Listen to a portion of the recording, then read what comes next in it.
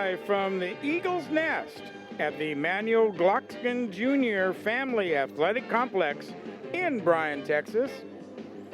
Touchdown Productions, your leader in local sports television, and the Red Sea Network, Catholic Radio for the Brazos Valley, are proud to present the Eagles 2023 Homecoming Game. Tonight, right here in the Nest, your undefeated St. Joseph's Eagles battle for first place against the Divine Savior Rays. We're on the road to the district title and have a homecoming celebration all rolled up into one. And all the action begins right here, right now. It's your St. Joseph Eagle Game of the Week. And good football evening, ladies and gentlemen, and football fans, wherever you are across our worldwide audience. Gil Dominguez here, the voice of Eagle football, joined in the booth again by my good buddy, Eagle Junior High coach, Phil Sotolongo. And Phil, we opened tonight's program with the 2023 Homecoming Court, asking the question we always ask, are you ready for some Eagle football? And I would have to say yes. After a week off with no football, I almost even forgot what you looked like. But you're back here tonight, and it's homecoming football, and how exciting is that? Man, it's going to be nice tonight. We got a great night out here, Gil. 60, got to be high 60s. Just a beautiful, beautiful night, and we're going to have some good football. Yeah, we are. Yep, and then the homecoming. We got homecoming. Lots of action coming up right here on the Red Sea Radio Network. We are so glad you're here. Like I said, Gil Dominguez, along with Phil Sotolongo, and heck, how can you get any better than that? Hey, in the Eagles Nest, it's 60. It's got to be high 60s out here. It's perfect weather, breeze blowing, and a nice cool night. Oh, I know how we get better. We had Steve Rayburn. Oh, that's right. We could get Steve in here. He'll be. I'm sure he'll be poking his, making a visit over here into the broadcast booth. You're listening to exclusive coverage of St. Joseph Eagle football right here on the Red Sea Radio Network. Underwritten by Prosperity Bank. It's the big bank with your community's bank inside. Member FDIC. Strata Auto Repair. If it has wheels, they'll work on it. Strata is your total car care solution. Wings and more. Great wings and so much more. Kelly Burt Dozer, your down-to-earth company for all your site work excavation needs, commercial or residential. Proudly supporting St. Joseph Eagles football. Fast Signs. They make your statement for you. Taking care of sign and graphics projects across the Brazos Valley since 2005, it's Fast Signs. Lone Star Roof Systems. No jingles, just roofs. ServPro of the Brazos Valley. We make it like it never even happened. Kraus Paint and Body. If you need good quality auto body work, consider Kraus Paint and Body. Remember, it's your car and it's your choice where to have it repaired. Reedfield Meats and Deli. Your tailgating and football party headquarters for hand-cut meats and party trays. You may visit them on the web at reedfieldmeats.com. Law Office of Jeff Paradosky. Board certified in personal injury law. Jeff Paradosky, personal injury attorney, is aggressive, experienced, honest, and fair.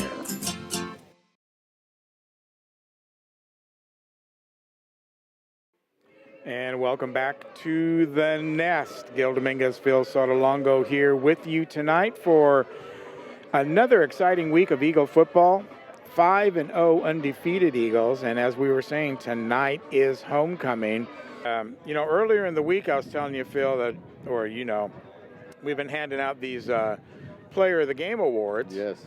And last week the trophies actually came in. They were on a little bit of an order. We got them in.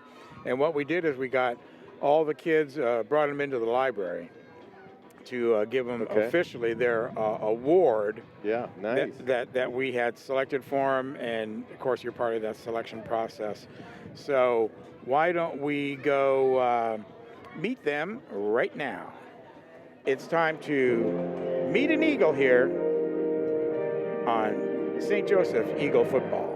Well, howdy there, Eagles fans. We are ready to present our Stallion Player of the Game Awards today. And with me is Steve Rayburn from Stallion Infrastructure Company. And Steve, first off, thank you so much and your company for sponsoring this award. Sure, glad to do it, Gil. At Stallion, our purpose statement says that we spur on greatness. Our philosophy aligns with also aligns with the values of the school, which is providing greatness, right?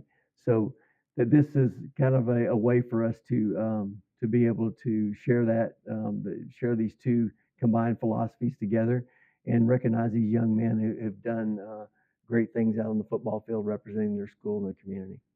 All right, well, let's meet them right now. Okay, right now we're going to meet our very first player of the game. It was number 3, Mark Mishler. Mark, congratulations. Thank you. On being the Stallion Player of the game. Now, being the very first game of the season, you could really tell that you guys were ready to go out there and hit somebody else other than each other. Yeah, we were really looking to get out there and really show the entire league what we could do, because we come off the 6-on-6 tournament, the state championship win, and we were still being underestimated. We were ranked pretty low in our own district, so we wanted to get out there and make a statement about what we knew we could do. That game was the very beginning of the season, and that game was really hot. And so everybody was trying to get out of there as fast as possible, and it came down to the wire. And so definitely in those situations, I think I thrive. And so I was really looking to get the team out of that stadium, finish the game, and that's what we did. So any other moments that you remember from that game? Definitely my big run. We were at like the 1-yard line. I was backed up in the back of the end zone, took off on the 80-yard touchdown. That was great. Thank my boys for blocking, setting that up for me. And then the defense just played an outstanding game that game, which allowed us to get out of there at half to keep the other team from scoring points so that we could get 45 and get out of there. Right. Well, once again, congratulations. We look forward to seeing you on the field this week. Of course, it's homecoming, so that's going to be exciting for everybody as well. Yes, sir. Thank you. All right, Mark Mishler, your player of the game in week 1 here, the Stallion Player of the game on your St. Joseph Eagle Game of the Week. Steve, let's go back over to you. Here today with Walker West. He was the player of the game against Allen Academy. And, this is our award that is sponsored by Stallion Infrastructure. And I want to present you with this award. Thank you. And ask you, what do you remember about that game? What stands out to you the most in the game? Really just our execution on offense and our defensive goal line stand, especially that big sack on 4th down by me, and me catching that touchdown. Really, it was a great team win, especially against Allen, who is our rivals. Yep, you guys played lights out, and what a great performance by you. Congratulations. Thank you, sir. Yes, sir. With us right now is number 8, Peter Niver. And Peter, you are the Stallion Player of the game for the Baytown Christian game. So congratulations on that. Thank you, sir. Here's your trophy. And that was a big game for the Eagles. Really one of your big tests, early on in the season. What do you remember from that game? Yeah, well, that was actually my first game this year playing defense too. Because coach needed somebody fast to go out there to contain number 4 because he's a really good athlete. And so we knew that we were going to have a tough time going against him. And then on offense, you had some big plays as well. Yeah, I had 2 receiving touchdowns, and I actually had 3. One of them got called back though. You were our player of the game for this week. Well, thank you. All right, thank you, and good luck to you the rest of the season. Thank you, sir. Steve, back to you. I'm here with Jackson Carey, and I'm going to present him with the Stallion Player of the Game trophy. This was the week against Brazosport Christian, and I want to present you with this trophy. Thank you. I'm going to ask you, do you have any memories that stick out for that game? It was just a really good team win. It's hard traveling 3 hours and then getting off a bus playing a football game. So we were really clicking. We were really, really focusing on communication that game, and I feel like everything was firing. So really good team win, great communication. Yeah, you did some great things, both carrying the ball and playing defense. Yeah, it had some key stops there, and also the recovery of the kickoff, the fumble. I'm sorry. So good job, and you played lights out, and it was great to see you perform out there. Got it. Thank you. All right, back to you, Gil. With me right now is number 18, Bryan Hutka, our Stallion Player of the game for just last week against the Falcons. And Bryan, it's my pleasure to award you with the Player of the Game award for that night. What a big victory for the team. Absolutely. It was it started off a little rough, but then we got things going. We got the energy up, and we really had things going on defense and especially on offense. We had a couple stops, and they had a couple stops on us in the first 2 drives, but then we got things figured out. We played our game, and we showed everyone why we came out there. Now, you were all over the place, offense, defense, but one thing that really sticks out is the last tackle of the game, which gave the ball over to you guys. You stood up and you kind of went like this in your uniform, and it was just one of those classic moments in the game. Absolutely. It was just kind of like we had been a little rocky on defense for a couple plays, especially in that second half. They ran back one of their few touchdowns, and I was just like, I knew what we should have been doing on defense. I knew we should have been a leader. I should have been a leader. And so when I finally got that 4th down tackle to stop it and give the ball to our offense, we could kneel the ball down and end the game. I was like, this should have happened a while ago, but happy we got it done. Well, you were definitely a leader that night and a great player on so many other games. There was other nights that we could have given you this award, but on this particular night, you really stood out. You were the leader, and that's why you're the Stallion Player of the game. Thank you very much. Congratulations.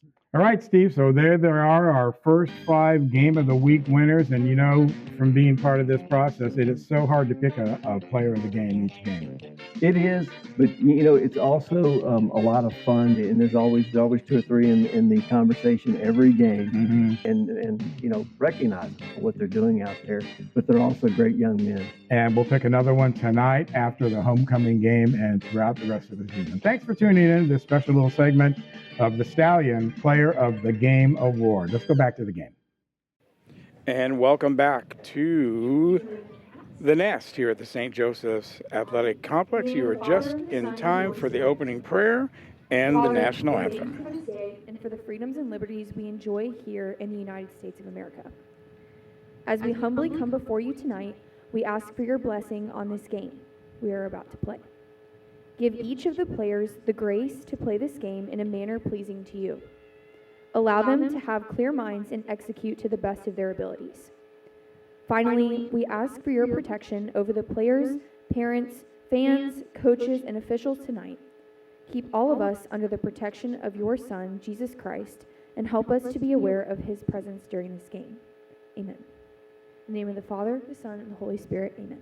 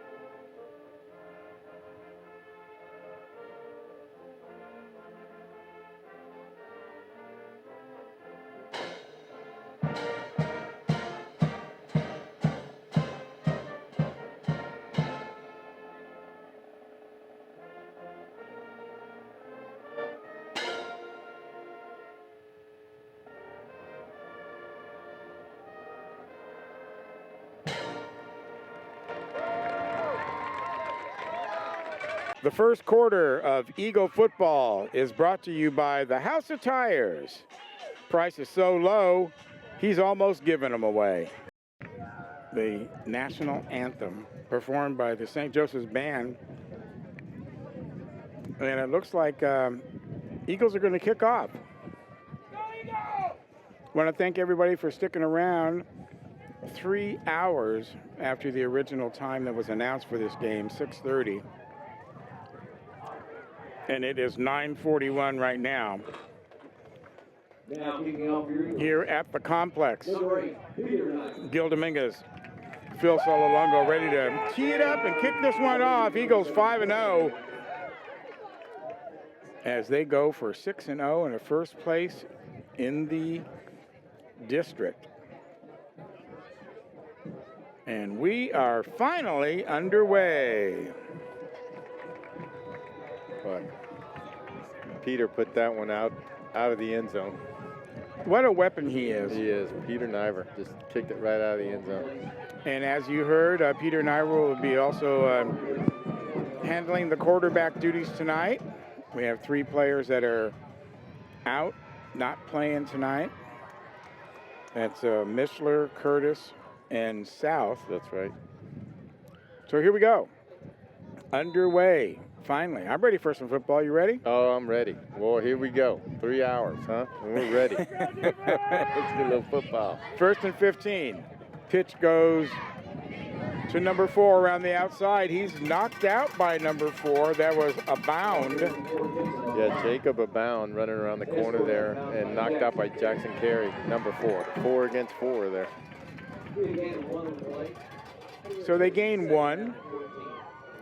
Bring up 2nd and 14 for the Rays. Rays are currently in first place in the district, 3-0, facing the Eagles, who are 3-0. Snap back, he's in trouble. He's looking. He can't run because it was a direct snap. Now he's going to throw it here to the flat. Wow. What a play. Tonight's Eagle Instant Replay is brought to you by South Construction, when it absolutely has to be perfect. They threw it out to Abound, but Lucas Ramirez was right there to bust it up. Lucas Ramirez just stepped up right there and almost caught that for a pick 6. He was just a shy away from getting that ball. Boy, he had it. Almost had that. Preston Blackburn was the quarterback for the Rays, number 7. And he had to do some dancing before he got rid of that. He did, because it wasn't a pitch, so he could not run. He had to throw all the way. Yep. So he's in that quarterback position again right now. Brings up 3rd down. I think he'll pitch it off, though. No, yeah, he does. Oh, it's a Oh, reverse. it's a reverse. And he's got room. Oh, whoa, wait, here comes Jackson. Jackson's got him out. Great play by Jackson Carey there. Just a tremendous play by Jackson Carey. He saw the reverse, read it. Great linebacker instincts. Just took off like a missile. Knocked him out of bounds for like a 5-yard gain. Bring up 4th down. So the Rays are going to face their first 4th down in the game, and it's going to be a long one, about 4th and 12. Great play by Jackson Carey. Saved a touchdown. If that gets by Jackson Carey, that's a touchdown right there. Rays are on the right side of the field, traveling right to left across your radio dial. Breeze coming in from the left. Huckett got him. He fumbled. Fumble. Ball's on the ground. Fortunately, it was picked up by Abound. He picked it up, and right on top of him was Alex Ramirez, and they just dropped him right there. So it looks like it's our ball there. That was a 4th down play. Well, that was a great defensive call on 4th down to put the pressure on him. They put heat on him. A great play. Way to go, St. Joe's. It wouldn't have mattered whether we recovered the fumble there or not. It was 4th down, and so inconsequential, really, but it was an exciting play nonetheless. Great play. Here we go. Eagles, good field position, short field to work with. The pitch goes back to Niver. Niver's going to run with it on the right-hand side. He's got some blocking, and he's going to go out of bounds. Boy, Peter really just almost didn't even look downfield. He just took the ball and just took it right and tried to get around the corner, and he did a little bit. Probably picked up a good, 8 yards, Gil? Yep, and I could see him running that play in practice. It was a direct run. They're going to use Niver's skill at running rather than his skill at throwing the ball, I think, tonight, which is a pretty good strategy. Jackson Carey in the receiving position from the snap from Walker West. Gets it, throws it to Niver. Niver looking. Now he's going to roll left. Now he's going to roll right. Now he's going to see the little opening right there, and he's going to turn on the Niver speed. Yeah, looks like he picked up another 4 yards there. Peter just didn't really have anything to throw to there and took off. Made a little dance move and took off and got about 5 yards. So brings up a 3rd and 3 short 3. I'm sure you can hear the wind in our microphone as Very windy right now. As it picks up right now. The flag stiffly blowing to the right. So they would be throwing with the wind, so they decide to pass.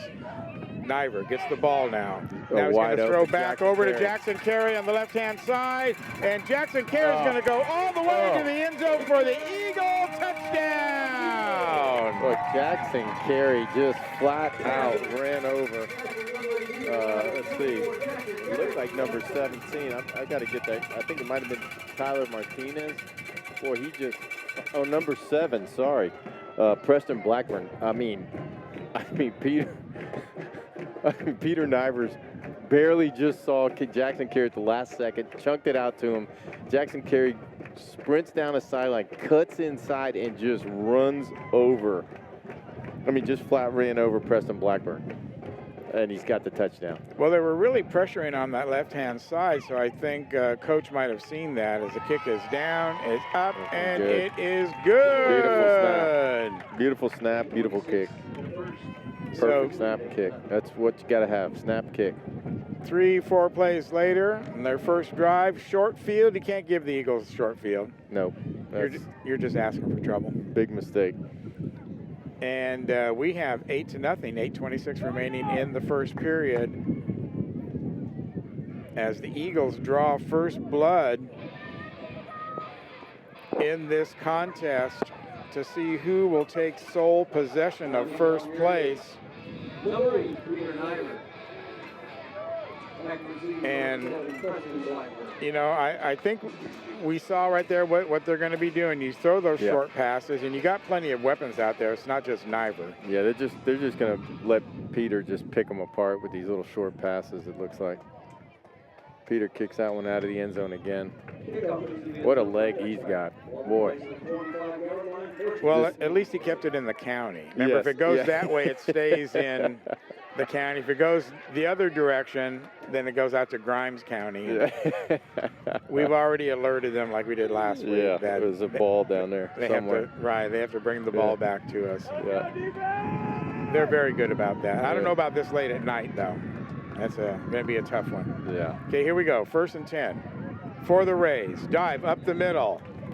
Looks like that was number 14, Justin Abound. Tried to get a little yardage up front. Looks like he's their big fullback, and he tried to get it up in the middle there, but we shut him down pretty quick there. So you got a few Abounds here on the roster. Gavin Abound, number 3. Jacob Abound, number 4. Justin Abound, number 14.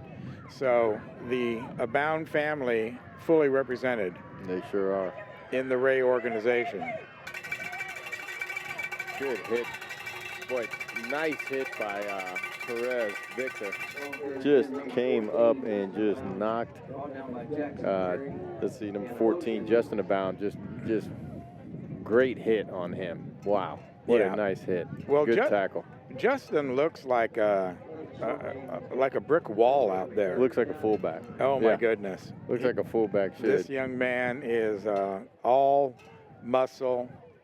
And when he gets the ball, he gets a head of steam. Even his shoulder pads are kind of rolled up there on his helmet. You see that? Yeah. That's very imposing. He's got like a neck brace on or something. Mm-hmm. Oh, pitch. Oh, looks like Justin's going to try and throw it. Oh, but, oh, boy, Lateral. They fumbled. Walker West was all over Justin Abound on that one. Justin Abound took the pitch and looked like he was going to throw it, and then ran right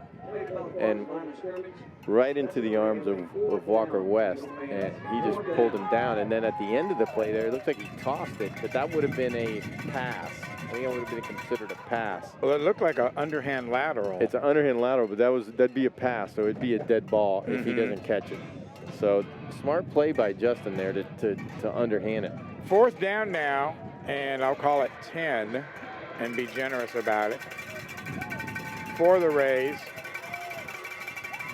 Pitch back to Abound.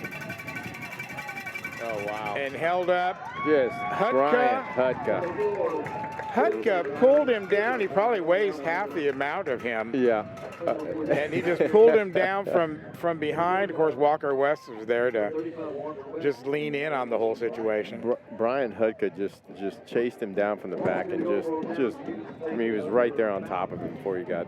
You know, in interviewing him this week for the Player of the Game Awards, he takes great pride in his defense. Okay, here we go. 1st and 10. Enough about Hutka. Yeah, we got doubles out. 1st and 15, I should say. Excuse me. Here we go. Niver is looking. He's not going to throw. No. He's going to run. He's going to run out the outside and get knocked out of bounds. A pretty hard hit. But he's a tough kid. He looks like he's down. Boy, I bet that was Morgan Pelter. That's a good 10-yard gain right there. Pelted him. Morgan Pelter pelted him. Yeah. Out of bounds. Yeah. Second down and 5, though. Great gain, like you said, for Niver. Yeah, nice gain. And he is so fast. Boy, he's got some speed. Here we go. Pitch back to Carey. Now to Niver. Niver's looking, dancing. He's going around left. Now he's going to commit to run. Good move. Fake, and he's going to dive forward. Is enough for the first? Boy, Peter knew. He knew he was tight there, and he knew he had to dive. And so that's what he did. I think he picked it up. Yeah, they're moving the chains. Smart play by Peter. Okay, first down for the Eagles. That's going to be first and 15. They can get a first down at the 1-yard line. Maybe the 2. Smart play by Peter to just dive there and get that first down. You always want to get the first down if you can get it.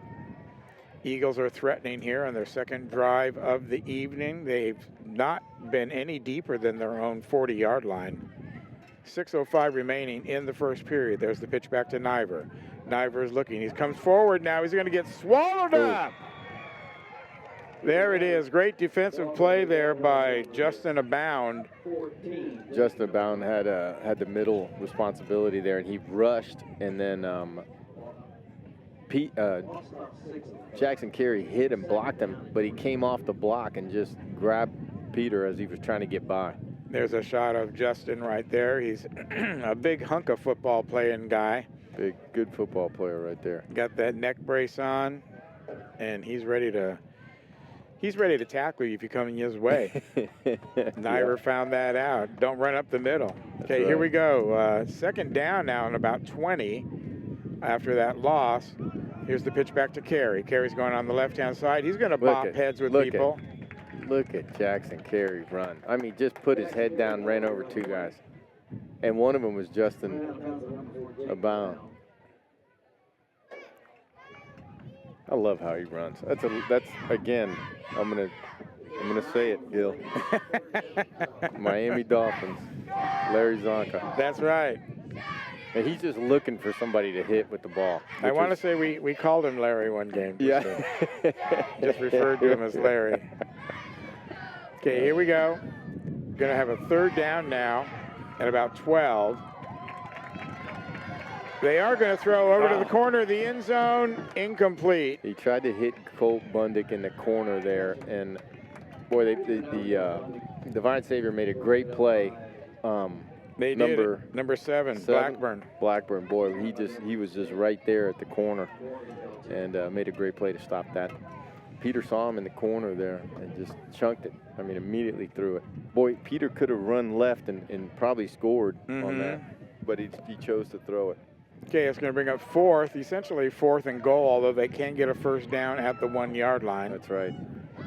Niver in the way back position. The pitch is to Niver from Carey. He's looking 3-man rush, 2-man rush, and they're looking 1-man rush, and he might get him. No, he escapes right there. He's going to go to the right. Now it's a quick pass. Boy, he was under a lot of pressure. He went left, right, and then came back, and Jackson Carey was there, but he threw a little bit behind Jackson. He's a little frustrated. That was 4th down, but that's okay. Yeah. At least we're on, we've given him bad field position here, so it's a good place for the defense to start. Well, the defense have held them in their own territory the entire game so far. This will be their 3rd possession. 4:52 remaining in the first period. 8-0 your Eagles.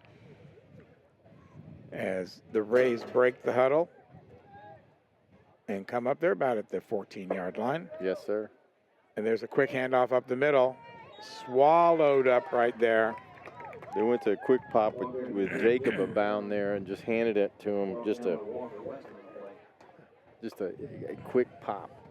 Right, but Walker West foiled their plans. Yep, Walker West right there to stop it. So a little smash mouth football going on here late in the first period as the teams try to feel each other out. They're lining up the same kind of position. Tight formation for the tight. Rays. Another quick handoff. Quick handoff at the middle. So a couple things happen here, Gil, when you start running these kind of plays is you start eating the clock and you start controlling the football. And they've just, they're down here. It's 3rd down now and 5.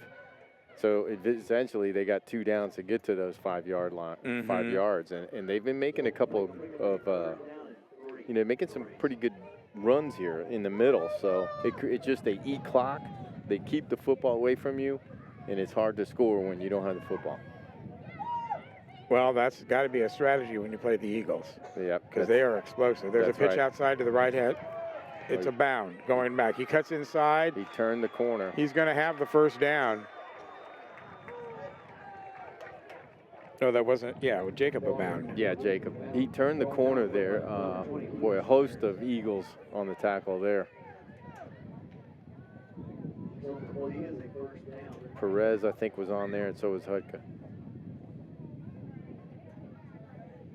So they got a little drive going here, Gil. Yeah, talked with the coach, came back into the huddle. Now he's set. So they're going to run the same kind of formation, this running formation here. And they just hand it to the up back. Boy, he got stopped there on that one by Walker West. Yeah, that play will work a few times.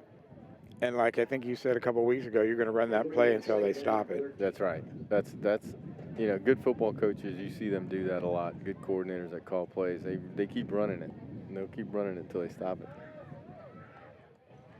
So that's going to bring up a 2nd down and about 12 for the Rays. Here's a quick pitch. Boy, good play by Hudka. Again, and there's some things that are happening on that play that you don't see is that, you've got Victor Ramirez coming up and containing the inside. He's playing the defensive end, so he's containing. I always tell my kids, hey, you got to take him on with that inside shoulder. And it's exactly what he did. He freed his outside shoulder. He turned the play in to Hudka, who was coming pursuing from the other side. Beautiful play by Mr. Ramirez there. Let's bring up 3rd down at about 6. Lucas did a great job. Ball's right at the 40. And he's going to be very close to another 1st down. I think he's got a 1st down. Yep, I think he's got a 1st down. They're giving it to him. Okay, so that's going to put the ball right at the 25-yard line right there. And you are right. The Rays got a drive going. Yeah, so this is what this creates. It creates drives, and what it does to the defense, though, it's demoralizing because you consistently are running the football and attacking that defense, and those little yards add up, Gil. So 1st and 15, ball at the 25. There's the snap. Pitch out to the right-hand side. They didn't go too far there. Big Walker West was right there and just took him down. Well, that's his side over there. Yeah, he just took him down. Perez was over there too, coming up. You're in the west neighborhood. Yeah. Perez and Walker are playing that one side along with Hudka. Very expensive real estate over there. Yeah, it's going to be hard to run that way. So that's going to bring up 2nd down and 14 now for the Rays.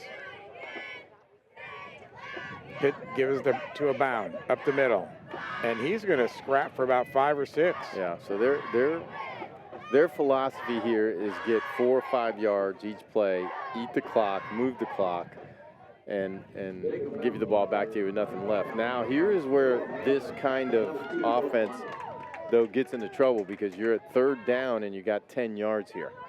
It's going to be hard to get 10 yards on that. So let's see what they do. This is where I think you look for a pass or some sort of play like that. They're going to run out the clock to get us into the 2nd quarter. You're exactly right. 14 seconds, and they're already walking off the field. Now, whether they had 30 seconds before the play was going to start is another story. But the coach is taking his players off the field, and he'll start the 1st quarter early. So while they take a break here, scores 8-0 with your Eagles. Let's do this. You're listening to exclusive coverage of St. Joseph Eagle football right here on the Red Sea Radio Network. Underwritten by Prosperity Bank. It's the big bank with your community's bank inside. Member FDIC. Strata Auto Repair. If it has wheels, they'll work on it. Strata is your total car care solution. Wings and more. Great wings and so much more.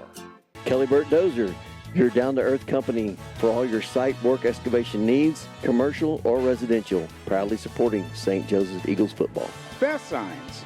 They make your statement for you. Taking care of sign and graphics projects across the Brazos Valley since 2005, it's Fast Signs. Second quarter of Eagle football is brought to you by St. Joseph's School.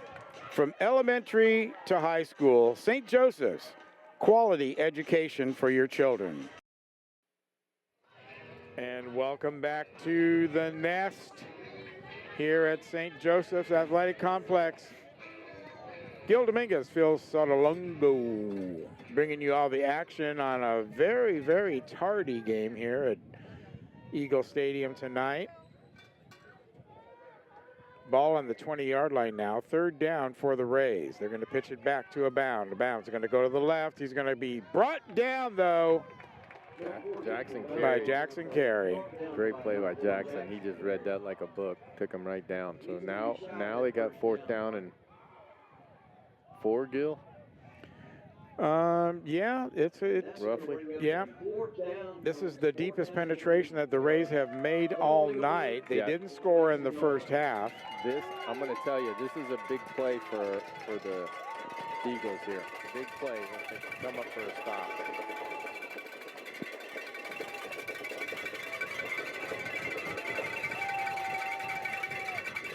Oh, they got Quick him. handoff. Jackson Carey. Great play by Jackson Carey. He read it was Walker. Well, it was Walker, but Jackson Carey was in there first on a low hit to the legs and just stopped him dead in his tracks. Walker hit him too, and they got him right there. So it's first down. Eagles going the other way. Boy, big play. So a good defensive stand by the Eagles gives them first down. The bad news is that they're at the 10-yard line. So yeah, they'll have to go to work here. Niver directly under center now. Well, it's interesting. They're And just it's going to giving. be handoff to Carey. They're giving him a dose back of what we're getting. Same kind of formation, and they ran it up in there. So Jackson Carey only gained a couple on that. Hard-fought yards. Coach, let's see what Coach Castellea has up his sleeve here. Second down and 14 here. We apologize for the erratic broadcast schedule tonight with the game delay and homecoming and no referees. But you're all caught up now. You're in the second quarter of this one. 8:35 remaining. Eagles lead 8-0. And a big thank you to Dennis. We we texted him and said, hey, we can't, we don't want to fill for another hour. Yeah, thank you, Dennis. And he was on his way to Dallas. So he had to pull off the freeway. Wow. And get the computer open and tap into the station and get us back on the air just in time for the kickoff. So way to go, Dennis. Dennis Maka doing his job. Awesome. Just one of like 80 jobs that he's got. Yeah, I'm sure. I'm sure. Okay. Second down, third down. Pass. He's got him open. He just let him a little bit too much. Colt Bundick there. Peter rolled a little bit left, just let him a little bit ahead of him. It's okay. Well, that's the problem with not enough reps. Yeah, there you go. It brings up fourth down here. I want to say Mark became unavailable just a day or so ago, so there was not planned for Niver to be out there in this position. And right. You know, that timing is just so special between Mishler and all his receivers. Sure is. It's going to be hard to make up here in just one quarter. But here we go again. Carey's going to get the direct snap. He's going to hand off to Niver. He takes the ball. Oh, it's a quick kick. Nice punt by Peter. Oh, nice kick. Oh, hits Hutka. down at the 39-yard line. So nice punt, get some field position back. Good call by Coach Castellea to get that thing out of there. I don't think I've seen them punt like that. I haven't. This whole season. I think that's the first time they've done it. So it caught me by surprise. Good play call there because they catch up on the, you get a little bit of field position there. Now let's see if the Eagles can stop them here on these runs, these middle runs that they're doing, which is, it's an interesting philosophy. Well, they got the beef up front to do it. Yeah. Tight formation again. Fake handoff this time. Go try and pass it here. Nobody is open. Hutka's chasing. Uh-oh, he just threw it up. Oh, boy. Oh, my goodness. He just threw it up there. And number 8 grabbed it and brought it down. Keegan Schultz. Keegan Schultz grabbed it. Great play by Keegan. Wow. Let me tell you what, that was close to getting picked off. You had a couple of Eagles in the vicinity there scouring, going for that ball. That was a close call. Now it's 1st and 15 again. Great run stop again by Ramirez. He plays that defensive end perfect. He just takes him on the inside shoulder and just doesn't let him get position, or doesn't let him take the outside. Ball carrier was a bound. Oh, he fumbled. Great pursuit by the Eagles to not let him pick that thing up. He just couldn't. He didn't have time to do anything there. No, he fell on it and the play was dead. Here's the thing: when you run those kind of plays like that, when you're in this kind of offense, where you run, you cannot make mistakes, because what happens is now you get behind on the chains. Now it's 3rd down and goal, and you're on the it's 20 20 yards there to get there. So it puts you in a tough position. Now they have to pass. It's almost as if they have to pass here, because they can't run a sweep and they can't get the outside edge. Direct snap up the center, over to a bound, who's going to make a pass out to the side. So that was like a little quick halfback pass. Yeah. They're rolling left and making it look like it's a run, but then they're sending 2 guys deep. 4th down and 19. It puts this kind of offense puts you in those positions. Blackburn was the quarterback there. 4th and 19, but really 4th and goal. That's right. Because there is no 1st down. We got 6:18 left on the clock, second quarter. This has been a very weird Friday the 13th evening. I'll say that. Good fake. He's got heat. He eludes it. Now he throws out there to the flat. He's going to run all the way in. Touchdown. Oh, boy. Rays. Wow. Jacob Abound just was wide open. We didn't have anybody there. Ramirez was chasing, but he snuck out of there, and the quarterback found him and made a great pass over there. Yeah, that's Blackburn. Blackburn just saw him in the corner and he was the only guy open. Everybody else was covered. So good play by Divine Savior on that one.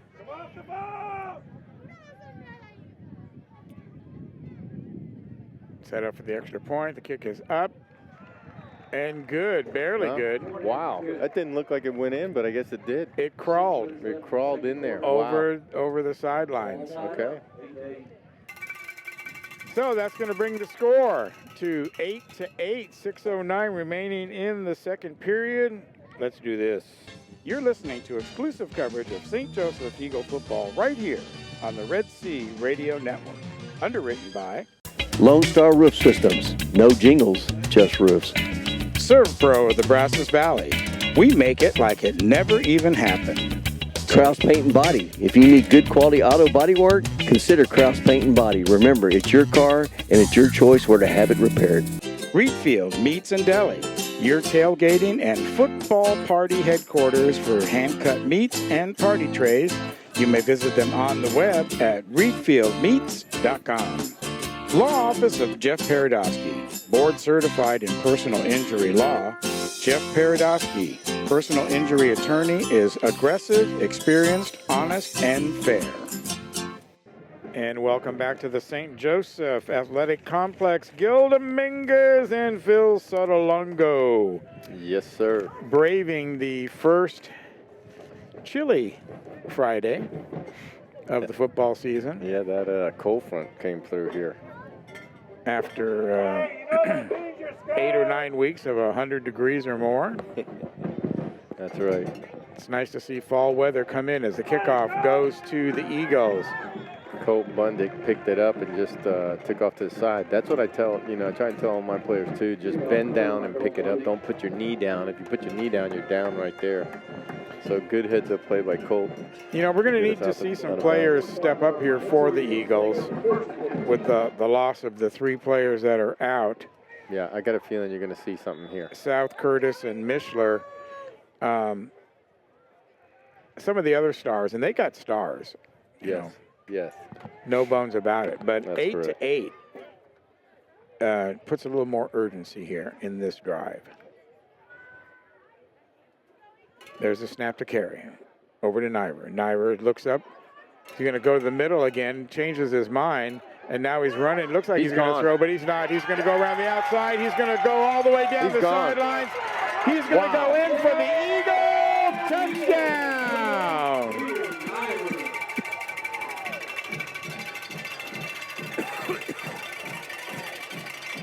So it's about a 55-yard run. Yeah. And that's why they have him in there, because when it comes to running, next to Mishler, Niver, and he almost made that same mistake by going up through the middle. He almost did. He was about to take off there, then he saw a little gap and took it on the outside. Great run by Peter. Just very calm, cool, collected back there. Didn't lose his cool and just took off. And man, boy. Last time he ran up the middle, he was swallowed up. Yes. And they brought him down, and I think we made the comment that you don't want to go into the middle like that. No, you want to run outside on these guys. They got some pretty good, hefty kids in there that's going to stop the middle stuff. So that took the Eagles about a minute as they set up for the extra point now.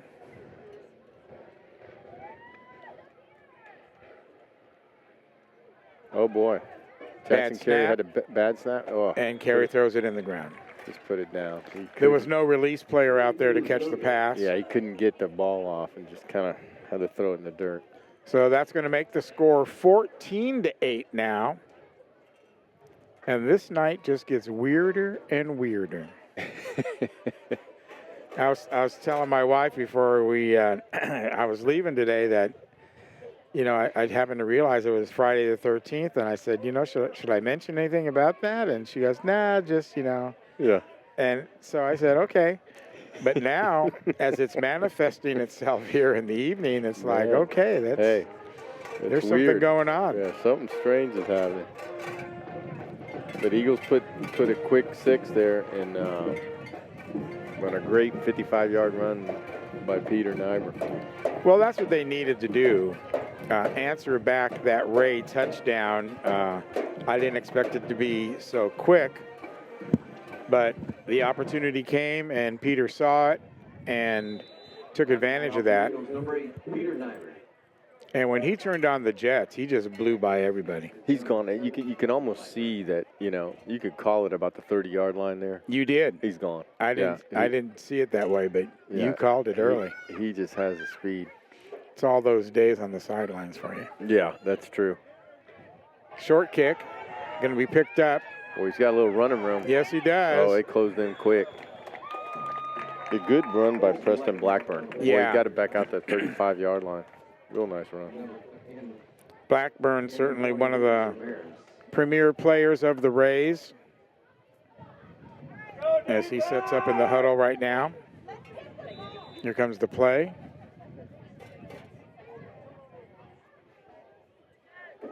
And they will come out for 1st and 15 against this tough Eagle defense.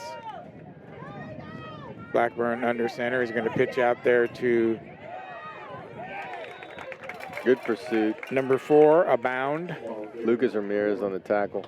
You can't go wrong. You just say, the running back is a bound because all three of them are touching the ball. They're all bound. You don't have to. Gavin, Jacob, and Justin. Mm-hmm. I wonder how much their parents are paying for food each week. Oh, boy. To feed those boys. Boy, they're eating them out of house and home there. But the Abounds are touching the ball a lot here tonight. There's the pitch. Out to the other Abound. He gets swallowed up real quick as well. Ramirez again on the tackle. Ramirez is really sticking out so far as... he is playing lights out. Yeah. Well, that's a Steve phrase. I don't like to use that because that's kind of... He's copywritten it. And has he? Steve has. That's probably where I'm getting it from. Maybe so. Lucas, great play on that one. Okay, so Blackburn under center. He's going to take the snap, pitch out to Abound. And he's going to run to the right side. He's going to break free. He's got one man to beat. Oh, boy. Jackson Carey pushed him out, but there's a penalty. Down over by the line of scrimmage. Yeah, and they're calling some sort of block, I think. Is it pushing the back, blocking the back, maybe? That was a Bound of the Jacob variety.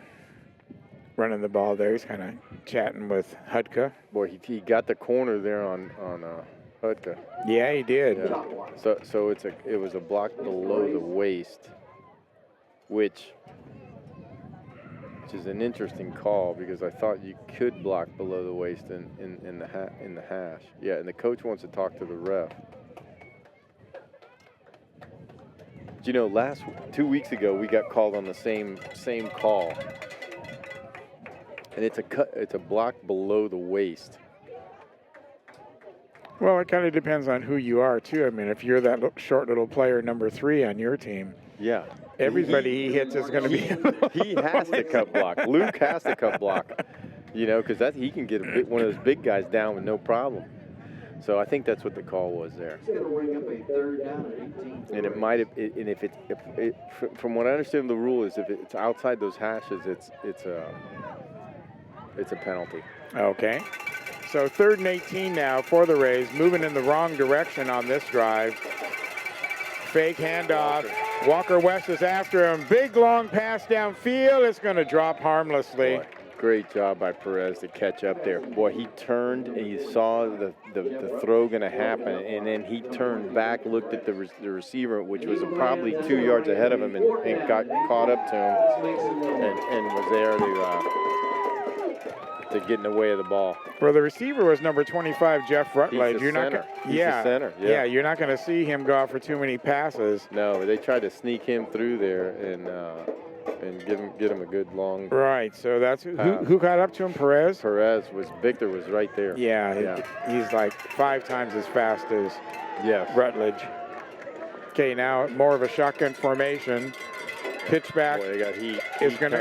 Now it's going to be a quick drop. Oh, my. Morgan Pelter just had it right in his hands and just dropped it. And let me tell you what, he had a lot of real estate there. He did. They had him kind of faked out. They were letting the big rush come in, and then they were going to dink it right out there to the floating back. He had 30 yards in front of him, free and clear.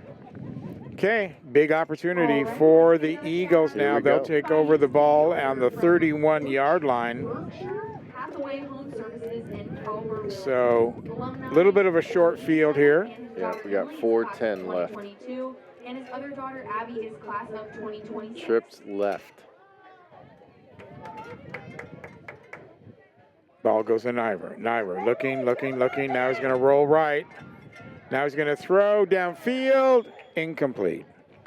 Hudka caught it, but he was out of bounds is what I think happened.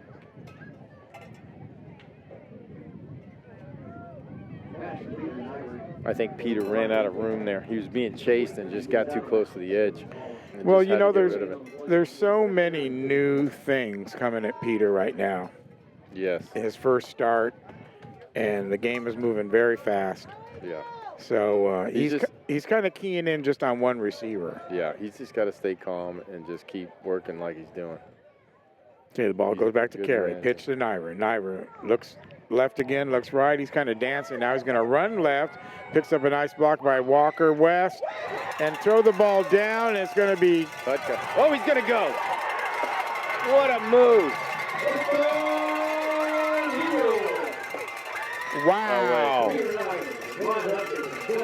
Yeah, touchdown.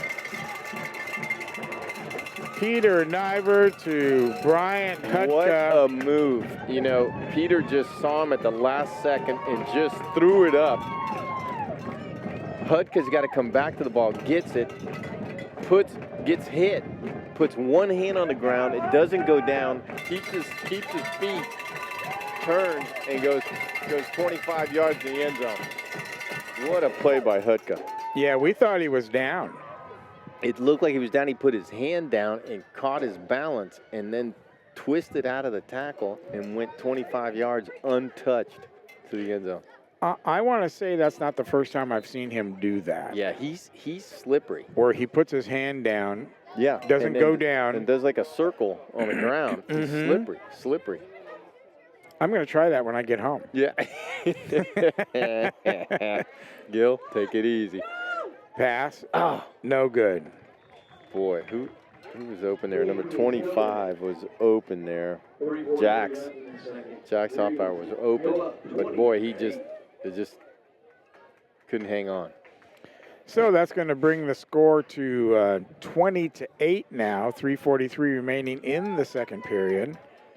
The battle for first place being played out here at the St. Joseph's Athletic Complex. And that's in, of course, they play in the TAPS League, TAPS Division III. This is District 5 football. So the top two teams are playing here tonight on display for you, the radio and the television audience on Sunday. As they get set to kick off. And there's a... What a kick by Peter into the wind. Into the wind. Put it out of the end zone. There's got to be at least a, 10, maybe 15 mile an hour wind? I was going to say 20, but 20 it's certainly within there. He kicked that against the wind and put it out of the end zone. Kind of a low trajectory. Low trajectory kick, hard, and just didn't stop. We didn't mention that, but when the referees walked onto the field, yes, they got a standing ovation from the crowd. Oh, yes. we were clapping. I'm sure that doesn't happen very often for them. Outstanding. But everyone was appreciative that we could get this game going. Yes. Okay, 1st and 15 for the Rays. Moving left to right now. Boy, in the second quarter. He's going to try to pass, though, and it's going to be intercepted. Oh, wow. Interception by Umanzer.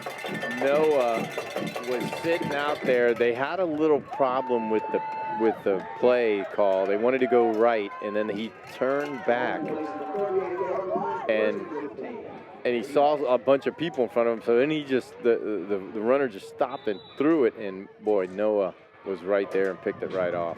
Haven't had a chance to call Umanzer's name tonight, so good for him. Umanzer, good interception. As Ramirez runs off the field.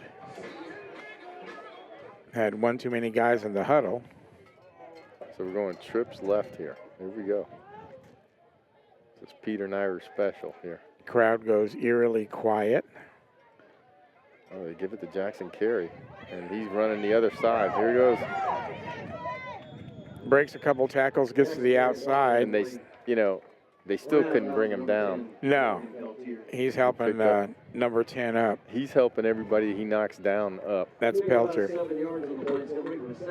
Good job by him. Pelter had him by the ankles, and he goes, hey, I'm out of bounds. Yeah, I don't think they realize that he's the homecoming king. You're not going to bring him down. You don't defeat the king. That's true. Good memory. Yeah. I had already forgotten about the homecoming activities. I think that was yesterday. Yeah. a while ago. Huh? Gets any later, I'm going to have to bring my sleeping bag.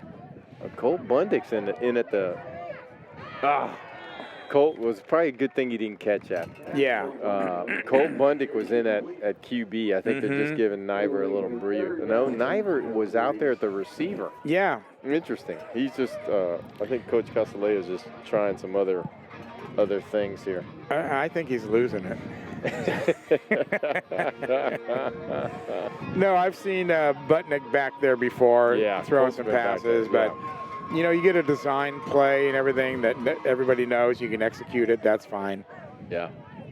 He's not going to freelance in there, though.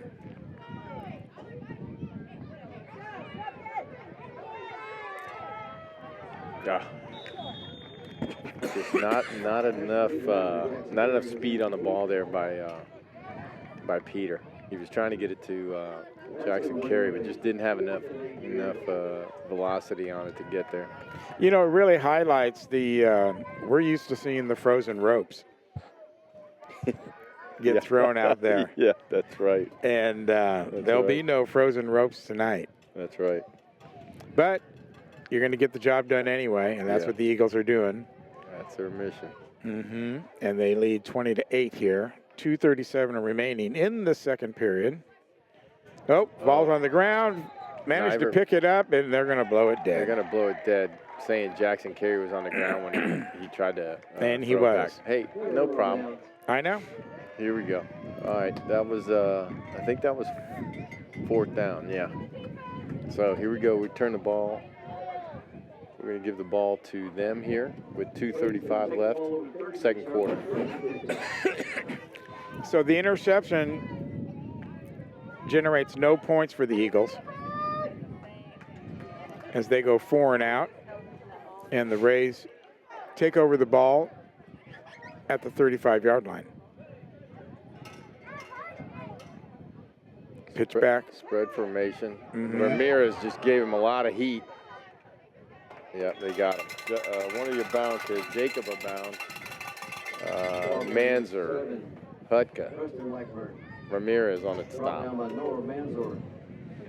You know, Hutka just does his job and they just nonchalantly walks back to the defensive huddle and stands there and says, okay, next.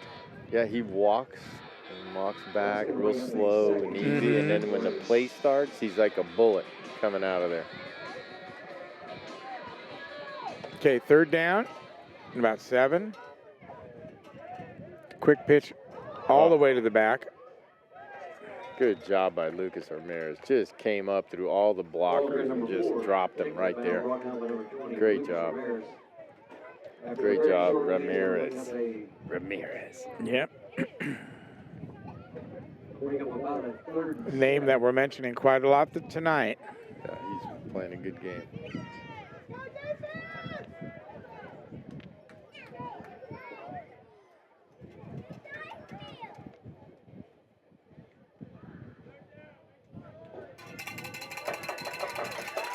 Another spread formation.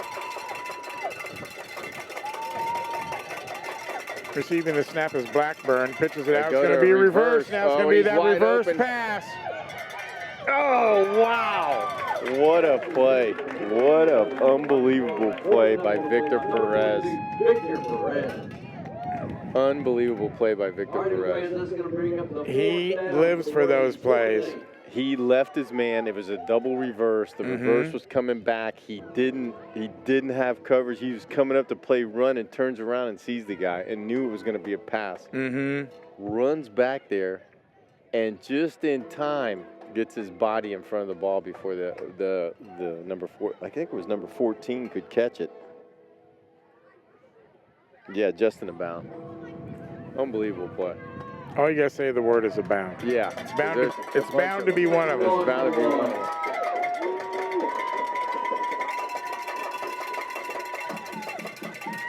Oh boy, they just got him on that one. He's trying to throw, trying to pitch. Ball goes up in the air. No, it's a forward pass. Yeah, it's gonna go blown dead right there. Boy, they got lucky there. Gil, they got lucky. We almost had that. They're playing a little loose with that football. Of course, on fourth down, You're looking for the miracle play. Yeah, they're trying everything they can. Mm-hmm. Down 20-8, 56 seconds remaining. Eagles are going to get the ball back here. So we'll see what happens with 56 seconds in this new look. Peter's in the back now. I'm going to call it the new look Eagles. Yep. Boy, he just took off. Far side, he runs out of bounds at about the 30. Boy, he's fast. That's all I can say. I wouldn't want to be out there chasing him. No. He's got some good speed. Well, that took all of 7 seconds now. Boy, if they could score here, it really helped them around. Second down now, and about 13. Ball's going back to Niver. Niver, look, he's going to throw. Oh, he's wide open. Oh, Manza. First down. Great throw by Peter going back across the field. Manzer wide open. Yeah, which you're told never to throw back like that, but Manzer was just wide open with nothing but real estate in front, and he got the ball, and then he got a bunch of Divine Savior players coming on him, and boy, he made a great play. Great throw, pass by Peter, and catch by Noah. So I don't see who made the timeout. Do you see who called it? I didn't see the timeout. I'm going to say it was Castilleja. Mm-hmm. Want to make sure you get something out of this drive. Yeah, they wouldn't have called a timeout on that. It's a great time, though, to remind you to join us next week. Next week, we got the 3-man booth. Steve will be joining us. And, of course, Phil will be there. You're going to be there, right? Oh, yeah. All right. As we travel down to Second Baptist Modell. Second Baptist University at Modell. Another one of those trips where you got to leave breadcrumbs. Yeah. So you know how to find your way home. back. Yeah. Okay, here we go. Peter, we got 38 seconds left. He's got somebody gonna deep. chuck He it. chunked it. Oh. He just couldn't stay in bounds. Boy, if he could have caught that, that would have been something else. Yeah. Noah Manzer was open deep, but it was just just a little bit out of bounds. Manzer. Manzer, I'm sorry. That's right. Great play by Noah. Or so I've been told. I could be wrong, too. Manzer. We got some good names on this team, I'll tell you that much. Yeah. A couple of years we'll have that Sotolongo kid. Yeah. Hopefully we'll have 2 of them. At least I know how to say that name. Yeah. Okay, here's a pitch now. Peter, turn the corner. He's going to Yeah. step out of bounds. Smart play. Kills the clock there with 27 seconds left. It's going to bring up a 3rd down. As the wind picks up again. That front's coming in. Is it supposed to rain? I didn't even look. Not supposed to rain, just get cool. Just get cool. All right, well, it's doing that. Here we go, 3rd down. And I'm going to call it about 7.5. Yeah. Split the sticks. Niver. Looking, Oh, he's rolls open. right. Oh, he's going to go. And now he's going to roll around the corner. He's going to turn the corner. Smart He's play. not going to make the 1st down, I don't think. We'll see where they spot it. Yeah, he's a little short. Oh, he's 6. Oh, he's way short. Yeah, 6-7 yards short. Boy, I thought he was going to turn that corner, but boy, I'm telling you, number 14, abound, Justin, he ran him down. Well, if you're the Rays, you don't want to go down 27-8. Well, yeah, that's right. You don't want to go down more than another touchdown here. So they're going to got do to get a everything they first can. down here. Peter Niver. just took off. He's gone. Straight on the right. He gets First tripped down. up. Got to call timeout. First down. They're going to move the chain, so they got to stop the clock here. Tripped up by Blackburn. Clock is stopped at 13 seconds. Yeah, I think Coach Casalea called the timeout. Okay, well, here's some high drama. Wow. Boy, what a good play by Peter. Saw that little gap there, just shot it and got through.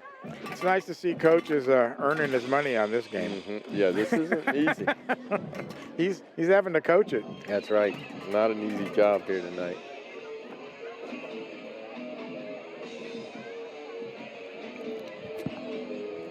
(20-8), 13 seconds remaining in the second quarter.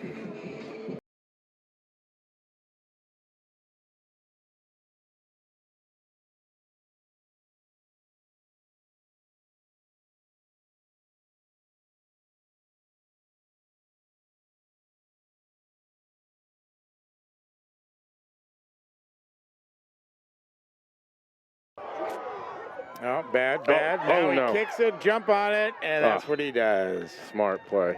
Yeah, he kicked it and just couldn't get a handle on it. Boy, blown opportunity there. Yeah, and he is not happy with himself. No, but it wasn't really his fault. I guess it was. He bobbled the catch. Yeah, and he's sprinting to the locker room.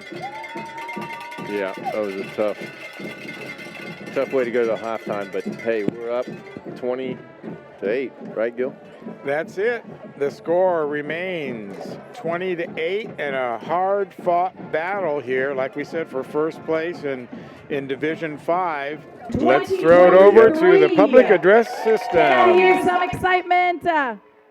I know you've been waiting, and we are ready as you are. My name is Maria Sotolongo. I am the Director of Admissions and Development at St. Joe's, and it's my honor to welcome all of you as we gather for this 2023 Homecoming celebration. We're going to get things started with a prayer from Father Bryan. Let us begin in the name of the Father, and of the Son, and of the Holy Spirit. Lord God and Father, we praise you, for you are our creator, you are good, you are the giver of all good gifts. And so we praise you tonight. We thank you, Lord God, for the gift of sport, the gift of our school, and we thank you for gathering us all together here. We ask that you bless us tonight, bless all of the players and keep them safe, bless those who are traveling, keep them safe. And in all that we do tonight, Lord God, we ask that you build us up in a community, that we may, even as we play this game of football and we are rivals on the field, that we are joined together in you as brothers and sisters, sharing this common dignity of your creation, human beings made in your image and likeness. We ask, Lord, that you bless this gathering, this celebration. Help us to rejoice in all of your goodness. And we ask this all in the name of Jesus, who is Lord forever and ever. Amen.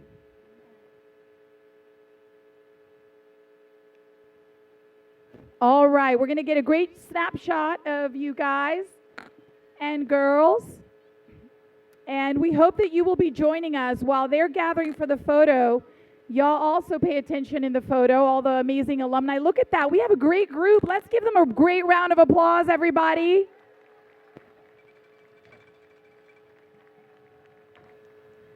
All right, smile big. You're going to be in the photo. Outstanding. Another round of applause to our amazing alumni. Thank you, Eagles. Outstanding to have you here. And now we would like to introduce you to the 2023 Homecoming Corps. Are we ready? Let's give them some love. Show them your support.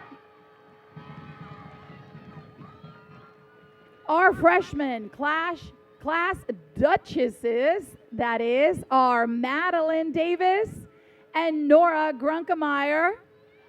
First is Madeline Davis. Hello everyone, I'm Madeline Davis, and I'm thrilled to be here with my dad, Bryan Davis, for our homecoming halftime. At school, I serve as the president of the National Junior Honor Society and a part of the Student Council. I'm also an Eagle Ambassador, and if you're ever at our school events, you can find me cheerleading or playing volleyball and basketball. When it comes to the arts, I play percussion in the band. Outside of school, I've had the privilege of acting in 2 musicals, and my love for dance has been a part of my life for 13 years. My favorite St. Joseph tradition is having a prayer ball. There's something incredibly heartwarming about connecting with little kids and thinking about what it must have been like when I was their age. Lastly, if I could have any superpower in the world, it would definitely be teleportation. Just imagine the possibilities. With teleportation, I could whisk myself away to the Grand Canyon and then be standing beneath the Eiffel Tower, all within the same 10 minutes. Thank you all for being here, and I'm excited to be a part of this homecoming celebration. That's freshman Duchess Madeline Davis. Next, we have Nora Grunkemeyer. Hi, I'm Nora Grunkemeyer, and I'm here with my dad, Chris Grunkemeyer. I'm currently an active member of the National Junior Honor Society and the Student Council. Sports play a big part of my life as I enjoy playing volleyball, soccer, and cheering on our teams. You can also catch me in the school band. I want to take a moment to honor my hero, who happens to be my mom. She always knows the right words to comfort me when I'm feeling down. My mom's incredible work ethic sets an example for me, and she somehow finds the time to listen to me talk about my day. Speaking of unforgettable people, there's a teacher who has left a lasting impact on me, Ms. Doracek. She's not only taught me to love math, but also made sure every student felt important, whether they were in her class or not. But the most important aspect of my life is my faith. My belief in God is my guiding light, bringing fulfillment and assurance that I am never alone.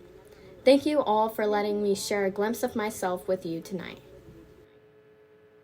That's freshman Duchess Nora Grunkemeyer. Our sophomore class Duchesses are Abby Bainski and Mary Niver. First up, we've got Abby Bainski. Hello everyone, I'm Abby Bainski and I'm honored to be escorted tonight by my dad, Pete Bainski. I'm actively involved in a wide range of activities, including volleyball, cheer, basketball, and softball. Beyond sports, I also dedicate my time to student council, participate in Eagles for Life, and engage in 4-H activities. Additionally, I'm a part of a vet science program where I'm constantly learning and growing. My hero is my sister Emily. She embodies qualities that I deeply admire. She's incredibly hardworking, amazing, and intelligent. I'm grateful to call her my best friend. Emily is always there to lend an ear when I need to rant and offers the best advice. I hope to achieve even half of the greatness she possesses because she's truly remarkable. What sets me apart from others, I believe, is my love for learning. I'm always seeking out new opportunities to expand my knowledge and skills, which is something I'm proud of. Lastly, faith is the cornerstone of my life, providing me with purpose and direction. It shapes who I am, influences my values, and guides my hopes and dreams. Faith is an integral part of my existence. Thank you. That's sophomore Duchess Abby Bainski. Next up, we've got Mary Niver.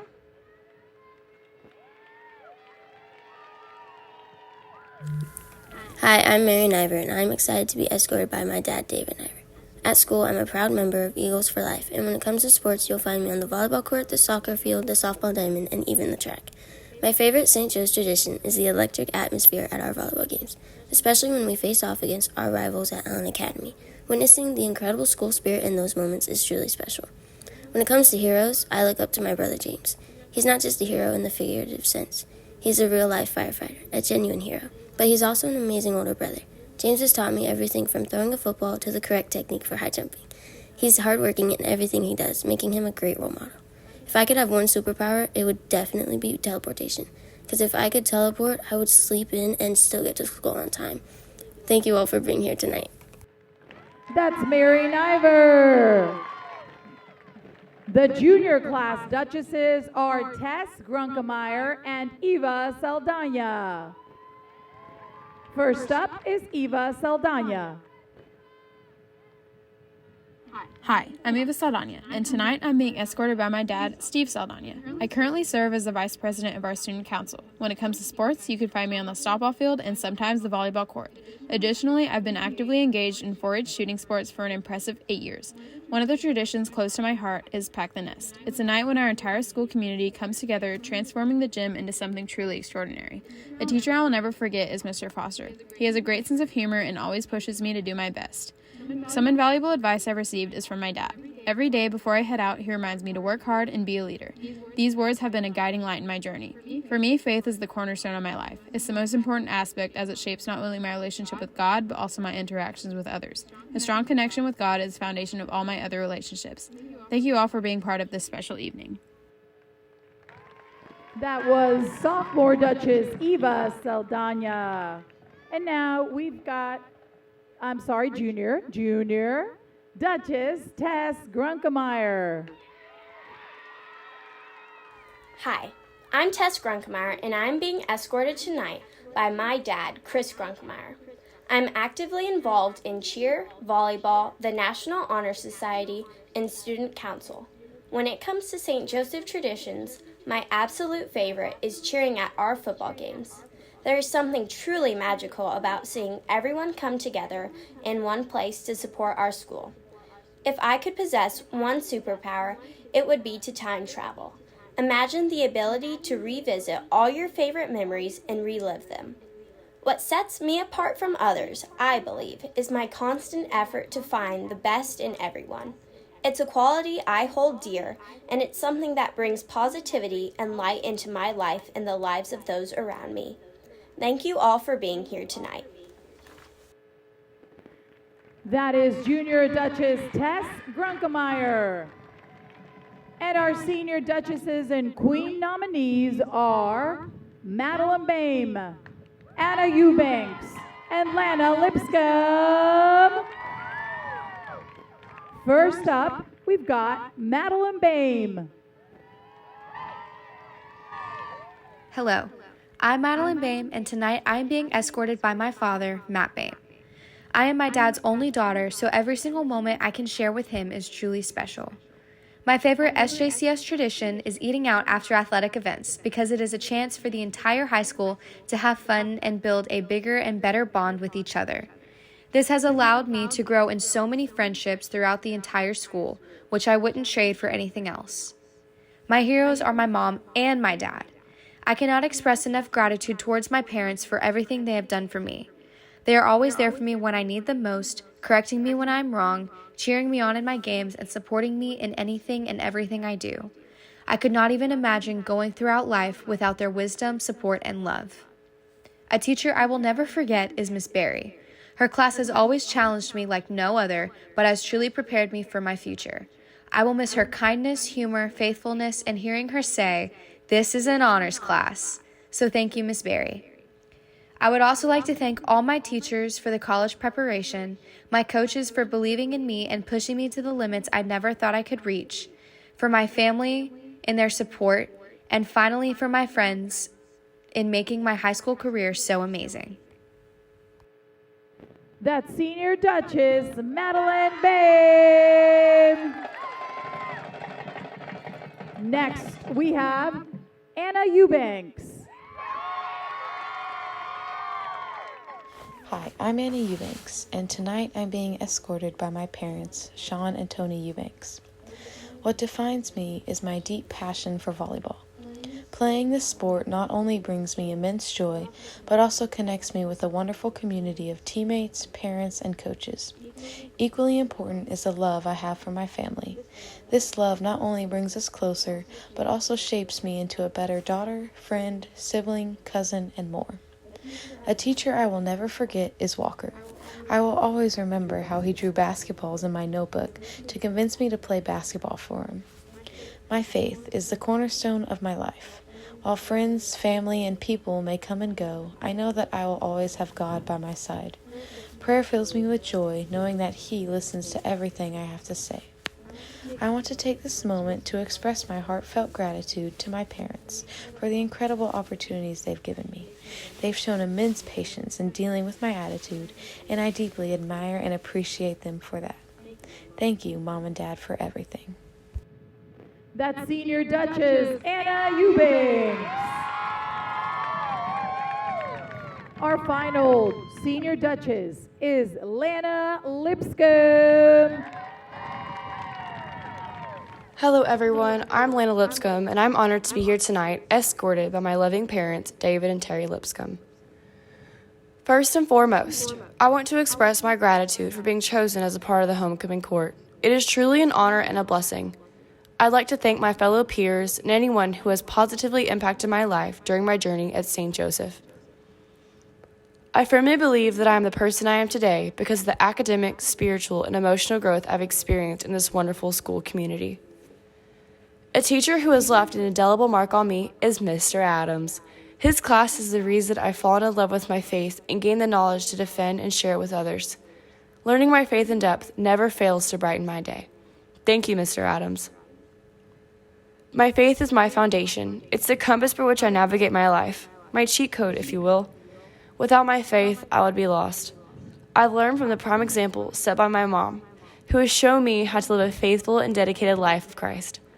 Mom, you are the reason I'm strong in my individual prayer life and my journey to Christ. And I couldn't have asked for a better example of what a true woman of God is. I love you, Mom. I want to extend my heartfelt thanks to my family, teachers, friends, and everyone else who has contributed to shaping me into the woman I've become. Your support and influence have been invaluable, and I couldn't have done it without you all. That's Senior Duchess Lana Lipscomb. And are you ready now for our Senior Dukes and King nominees? They are Jackson Carey, Bryan Hutka, and Nate Perez.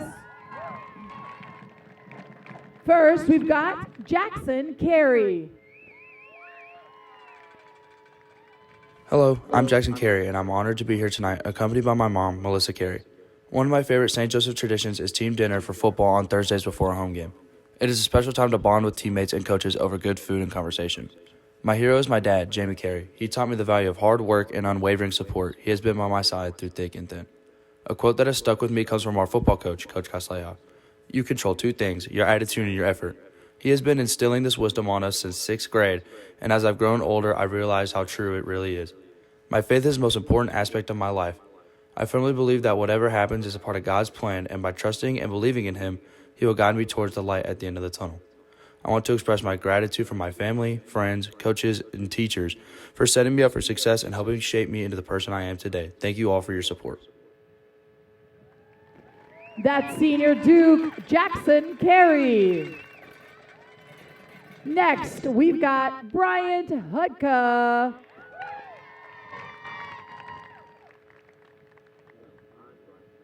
Hello, I'm Bryan Hutka, and tonight I have the honor of being escorted by my wonderful parents, Kelly and Marcus Hutka. One of my favorite St. Joseph traditions is the post-event gatherings. Our close-knit community here makes me never want to leave after any school event. Even though I live almost an hour away, I'm willing to stay out past midnight because I cherish spending time with my friends. As for what makes me who I am, it's a mix of many components. I'm passionate about football, a bit of a nerd about certain things, lazy about others, an avid reader when I find a good book, really good at Call of Duty, and somehow manage to be respectfully disrespectful. I'm a paradox, constantly balancing different aspects of myself and trying to be a part of various circles. I want to express my deepest gratitude to both of my parents for their unwavering support. They've allowed me to take charge of my life while always being there to guide me and catch me if I stumble. I couldn't have asked for better parents, as they've given me the space to be independent while ensuring I feel loved and supported. I can never thank them enough for all they have done for me. That was Bryan Hutka. And our final Senior Duke is Nate Perez.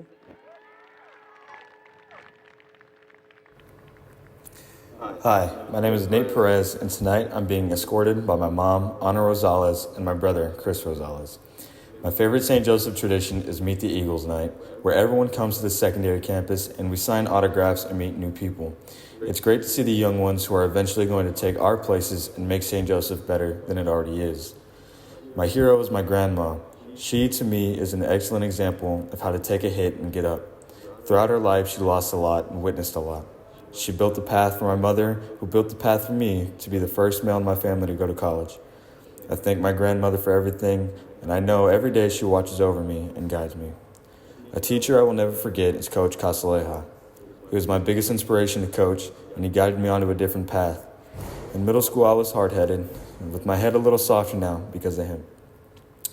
I'd like to thank every person I've had the pleasure of talking to, no matter how minor the conversation was. I learned something valuable from you.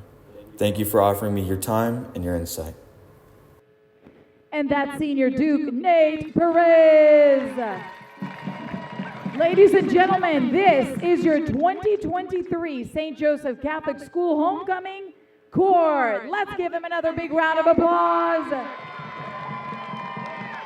And now to crown this year's Homecoming King and Queen is Father Bryan Eilers, pastor of St. Joseph Catholic Church, and Miss Stephanie Rayburn, St. Joseph Catholic School Secondary Assistant Principal, along with none other than the 2022 Homecoming Queen, Bailey Harris.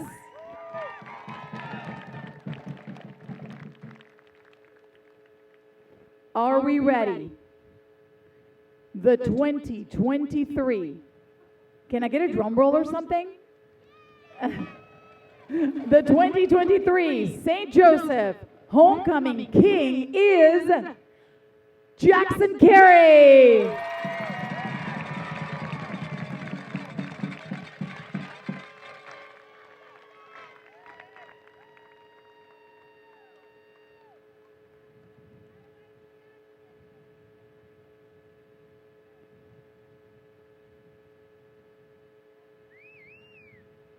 Bravo!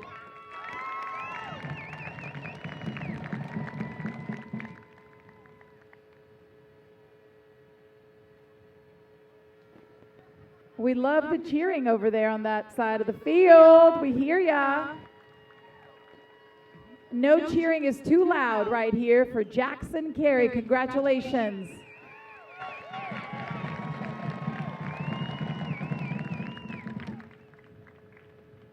Outstanding. All right. As we get ready for the next 2023 St. Joseph Homecoming Queen is Madeline Bain.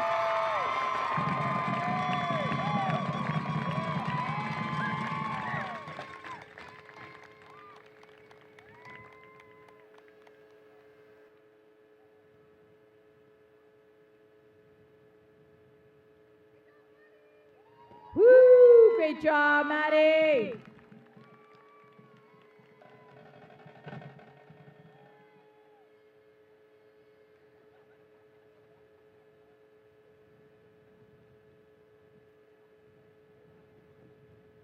Must be secure. The crown will stay on. And congratulations to Madeline Bain. We're super proud of you guys.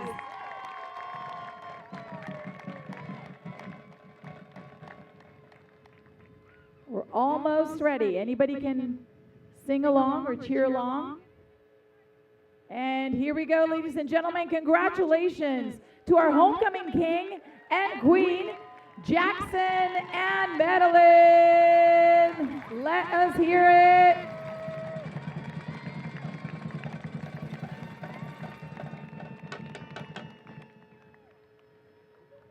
A heartfelt thank you to the entire homecoming court and all the passionate Eagle fans in the crowd tonight. Your support and the power of your prayers have made our school community last almost 130 years. May we have at least another 130 years. God bless and go Eagles!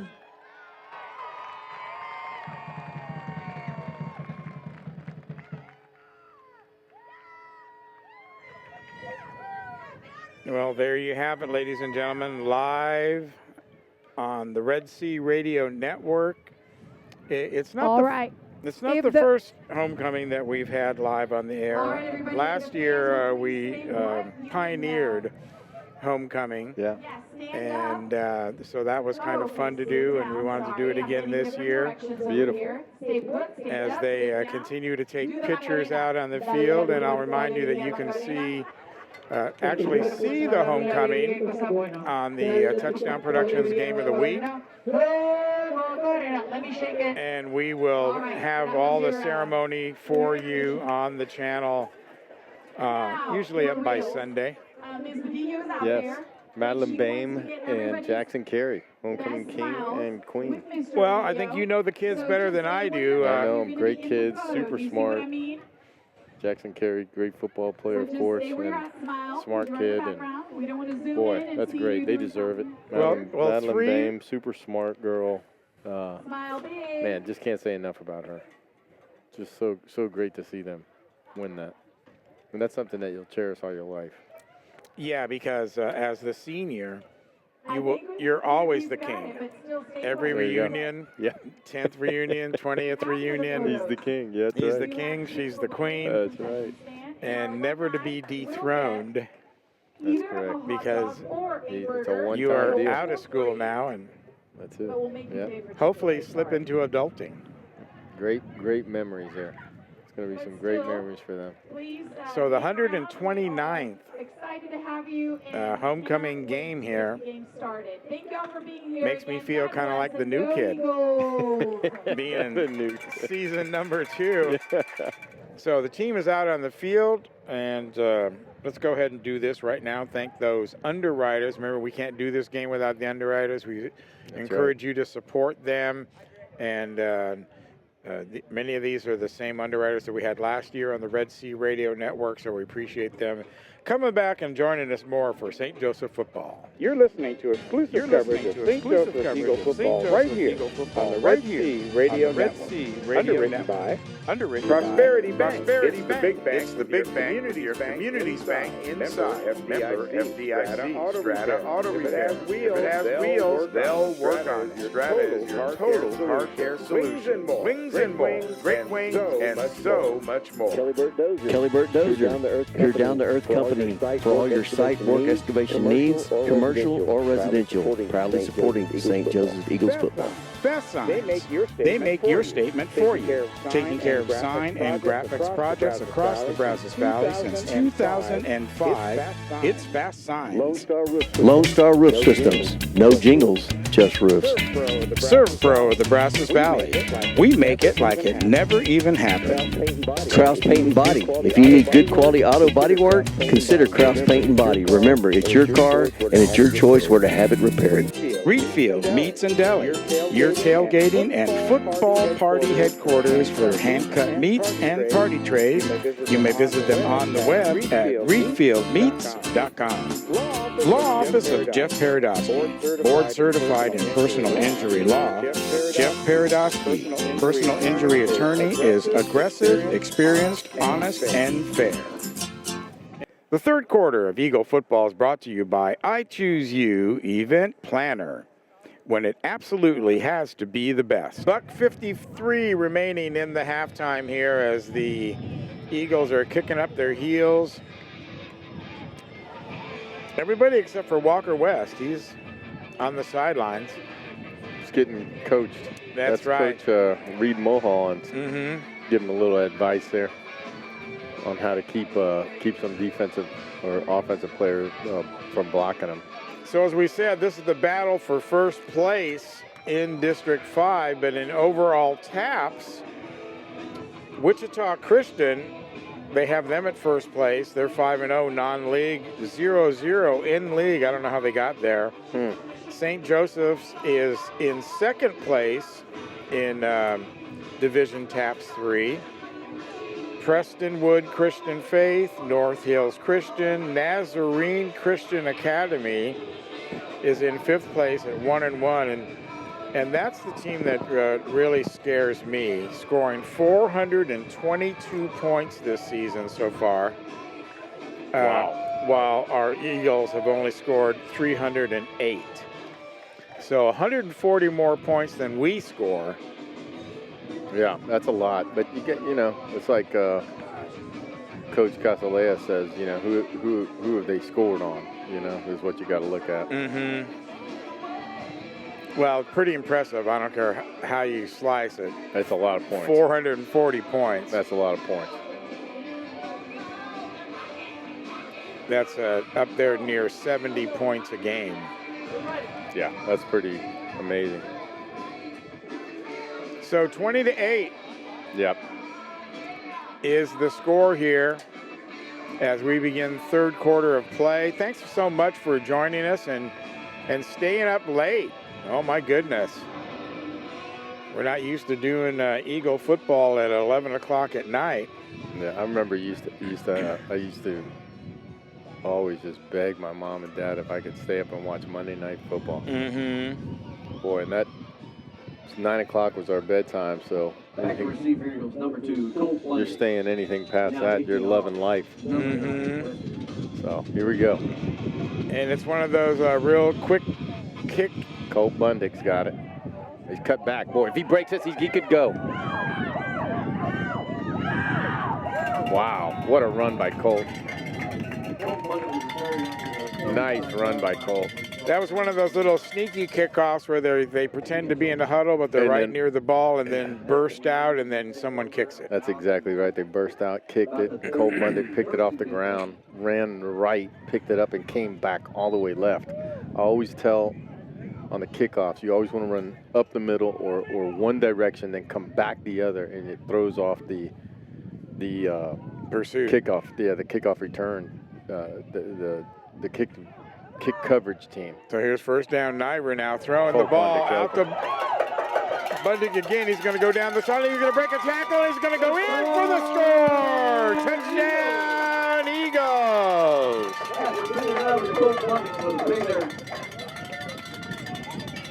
So Colt Bundick, boy, what a nice play right there. Has a great return up to the 35, and on the first play takes it the rest of the 35 yards into the end zone. Stunning. He made the Rays. He made that look easy, didn't he? 21 seconds for an Eagle touchdown. Way too easy, Gil.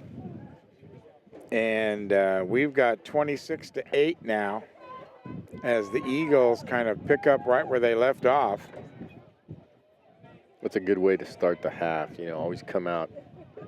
You can score quickly. Man, that just, boy, that hurts this other team.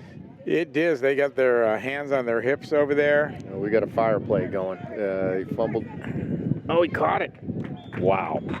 Good point conversion. He's in. Yeah, touchdown. Extra point. Great throw by Peter. And I think he caught Jackson Carey there in the corner for the extra point. Fast developing play yet. It was a good snap, but they couldn't get the hold down. Mm-hmm. Peter yelling fire. They took off, and sure enough, Jackson Carey's out there, kind of wave his hand. Peter looks like he was going to run it in, but he just stopped and threw it. And Jackson Carey able to put in that extra point. So that makes it 27-8 now. Boy, that's a good feeling to come out and score right away at the halftime. Yes, it is. Really puts things at ease. I mean, if you're going to trade touchdowns with the Eagles in the fourth quarter, they still win. Man, what a kick. Again, against the 15, maybe, like you said, Gil, 20-mile-an-hour wind. Well, certainly it's gusting to that. He puts it out of the end zone. Every day, I can tell you this much, every day Peter Niver's out there kicking. Mm-hmm. After practice, hour, whatever, at least a good hour after everybody else goes in. Because we stay a little later. We start later. We stay later. So I watch some of these guys, and Peter's always out there kicking. Coach Sotolongo working with the junior high team this year. Yep. Oh, boy, they got the edge. Oh, he chunked it. Oh. Hey, that's a good little play. It's just a quick developing sweep. It looks like a sweep, and then all of a sudden they stop, and the backside guy goes down the field. And he's usually open. He was open there, but, Noah Manzer and Victor Perez are back there to knock anything down that got thrown. So good coverage. Number 11, Elijah Courtwright. Courtwright was back there. He was pretty much open until... And he's a big, tall glass of water. He is, big dude. Until Manzer saw him. Get that wingspan up there. You throw that ball high, he can bring it in. Right. Pretty dangerous. He can run. He's got good speed. Okay, it's going to bring up second down and 15 now. They go to the bread and butter. They're going to try and throw, but no way. Boy. Jackson Carey just eliminated Jacob Amount. Just took him. I mean, he didn't have a chance. Hutka and Carey, the duo there, bringing him down. And you know what? They've seen that play before already tonight, that little pitch and pass that they like to do. And they were not fooled by it. They weren't. They knew, so when he pulled up to pass, they did not stop to. Right. And that's the difference. That's exactly right, Gil. Mm-hmm. Jackson Carey read that and just kept going. When he pulled up, he just was right there to get him. Mm-hmm. They didn't stop and go for the pass fake. Because what they're doing is kind of slowing up and waiting for him to kind of see what he does and throw the ball. Good job by Jackson Carey. That's coming up third down now, about a 3-yard loss. We'll call it 18.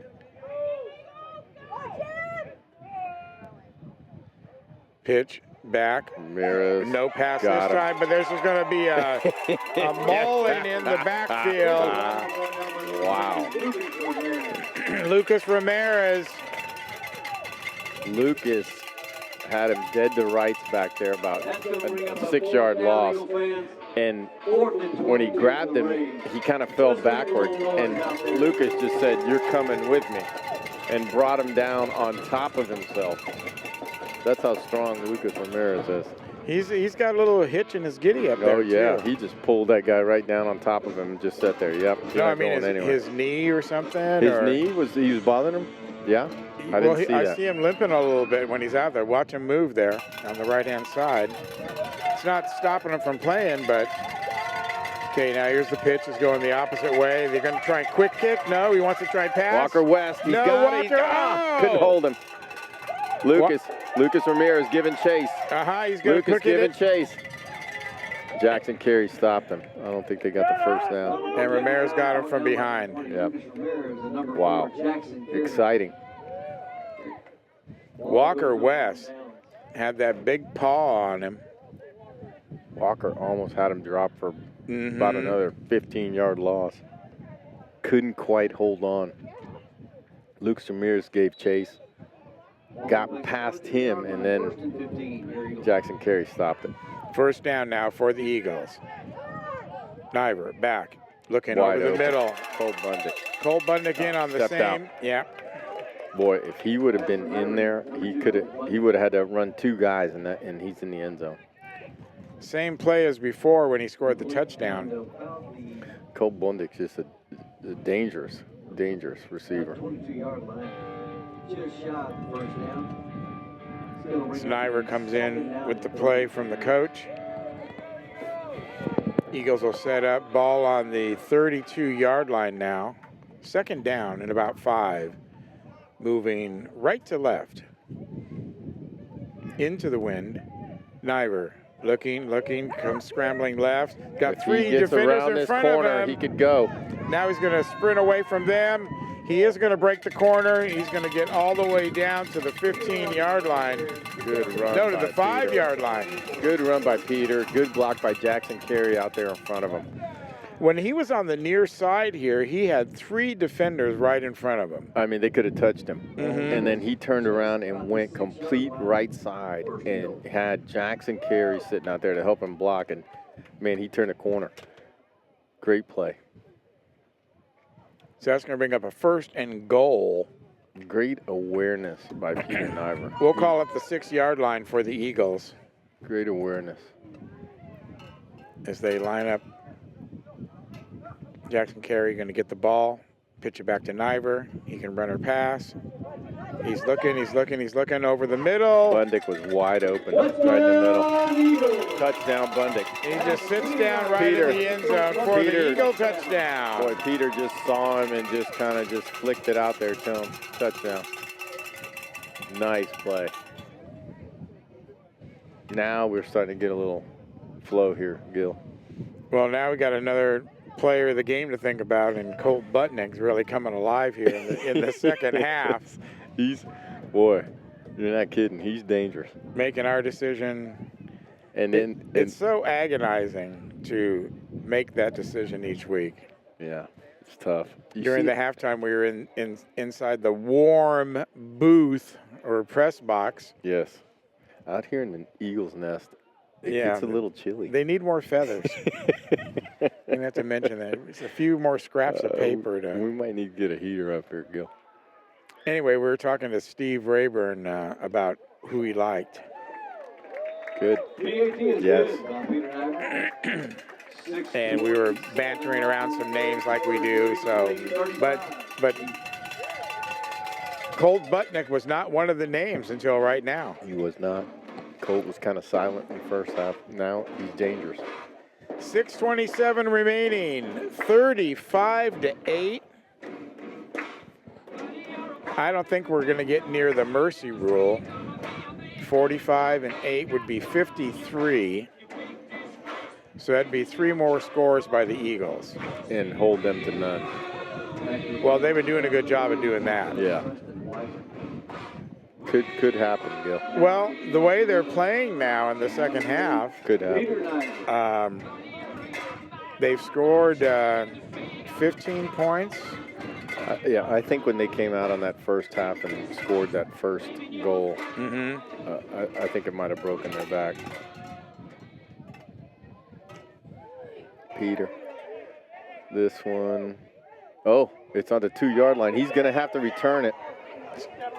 Oh, he dropped the ball. No, Manzer laid a pop on him. Just hit him. And Preston Blackburn just dropped the ball right there. It was live on the ground. I want to say that he even stepped out of bounds before that, but they're not calling it. They're not calling it. Yeah, that's right. It looked like he did too. You're right, Gil. Boy, it's a good play by Manzer. That kick was just a big gust of wind right when he kicked it. So he left it at the 2-yard line. And I think Preston thought it was going to go out of bounds. I mean, go in the end zone. Sweep left. Well, you had a array of Eagles on the tackle there. Yeah. I think that was Jacob Abound, the ball carrier, and Eagles have seen that play already. They have. You know, you're into the third quarter, deep into it now, 5:56 remaining. There's not too many more surprises that the team is going to throw at you. And one thing that I've noticed, Phil, is this Eagle defense learns very quickly. Yes, they figure out what you're doing and they stop it. Another quick hitter right up the middle. Boy, took a little bit to get him. They didn't really see that, you know. Good play call by Divine Savior. And now Divine Savior in the hurry-up offense. Another quick hitter. Oh, my goodness. Oh, not that time. No way. Jackson Carey. Mr. Larry Zonka on the stop. Jackson came Carey. right in on that quick play. Here's another one. Right up on the line of scrimmage. Not wasting any time. Went to the sweep there. Lucas Ramirez on the stop. Again. Another hurry-up offensive play. This is something new for the Rays. 3rd down. Pitch back to Aboud. Came up short. 4th down and 5 or 6.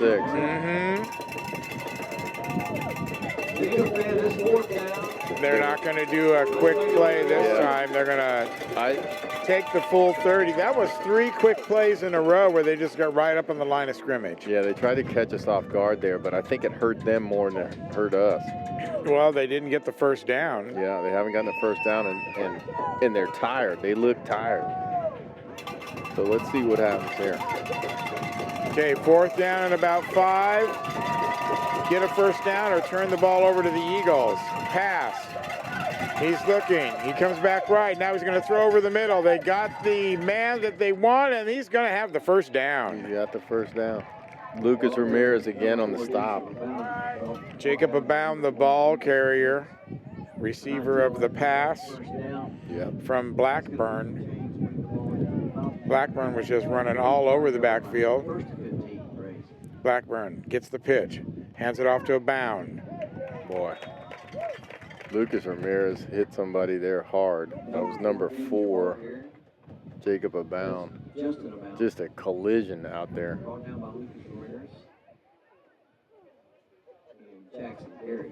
Lucas Ramirez is just relentless. He is, and I still say he's got something wrong with his left wheel there, but it's not stopping him. No, he's still going. Tight formation. Fake up the middle, going out to the right-hand side. Victor Perez might have gotten hurt on that play. Jacob Abound brought down by number 18, Bryan Hudk on the play. But he got back up. After a short game, he's going to bring up a 3rd down. He got up, but they're going to pull him out. Colt Budnick's going to go in. Little toss sweep there. He came up real hard on the corner position. Yeah, his hand something is hit. jammed. Yeah. Bryan Hudka was on the stop there.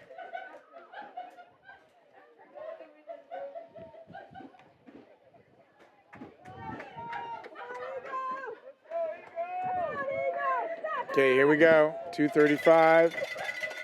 Oh, he's open. Yeah, you know what's funny is when he takes it from center there, the quarterback is ineligible to run. Right. So we're not covering him because we know he cannot run the ball. But we're covering the receiver. Interesting defense.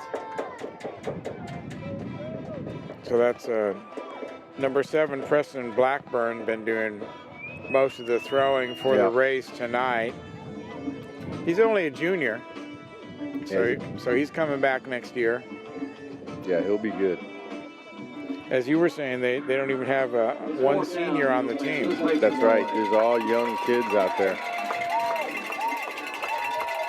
So here we go.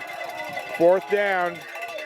Another 4th down situation for the Rays. He's looking. Jacob's looking. Oh, he found him. He did find him. Big and he's 25. in for the score. Looks like he got a touchdown. That was a bigger collision than on the play. Yeah, Jeff Rutledge was open there. Preston saw him through it, and he just turned around and just kind of carried one of our guys in there. Well, no wonder Jeff was so excited. Yeah. Anytime the center is making a touchdown. Yeah, it's a cause for celebration. Mm-hmm. And a little answer back to the Eagles. Kick is up. Good. And good. So, 2:15 remaining in the 3rd quarter. Eagles 35, Rays 16. Right here on your Red Sea Radio Network. Thank you so much for staying awake with us here on a late Friday night, 11:12 right now in the evening.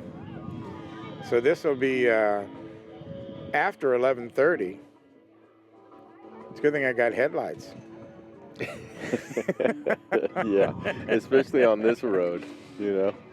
We're out here on the old San Antonio Road, OSR. Yeah. It's the oldest road in Texas. You know that, Gil? I did not know that. that. Yeah, the Spanish when they were in here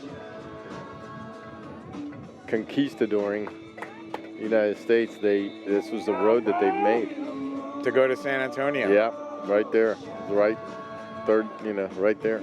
Here's that quick little kick again that they like to do. Got past Colt, but boy, he turned back around and he's got room. Nice run by Colt. Nice run by Colt. I came in a different way tonight from the freeway, from 6. You? Yeah? Yeah, I was out in that part of town, and so it was, actually I was picking up a power transformer. I got a new monitor here for the camera, 7-inch monitor, but it didn't have anyway. Okay.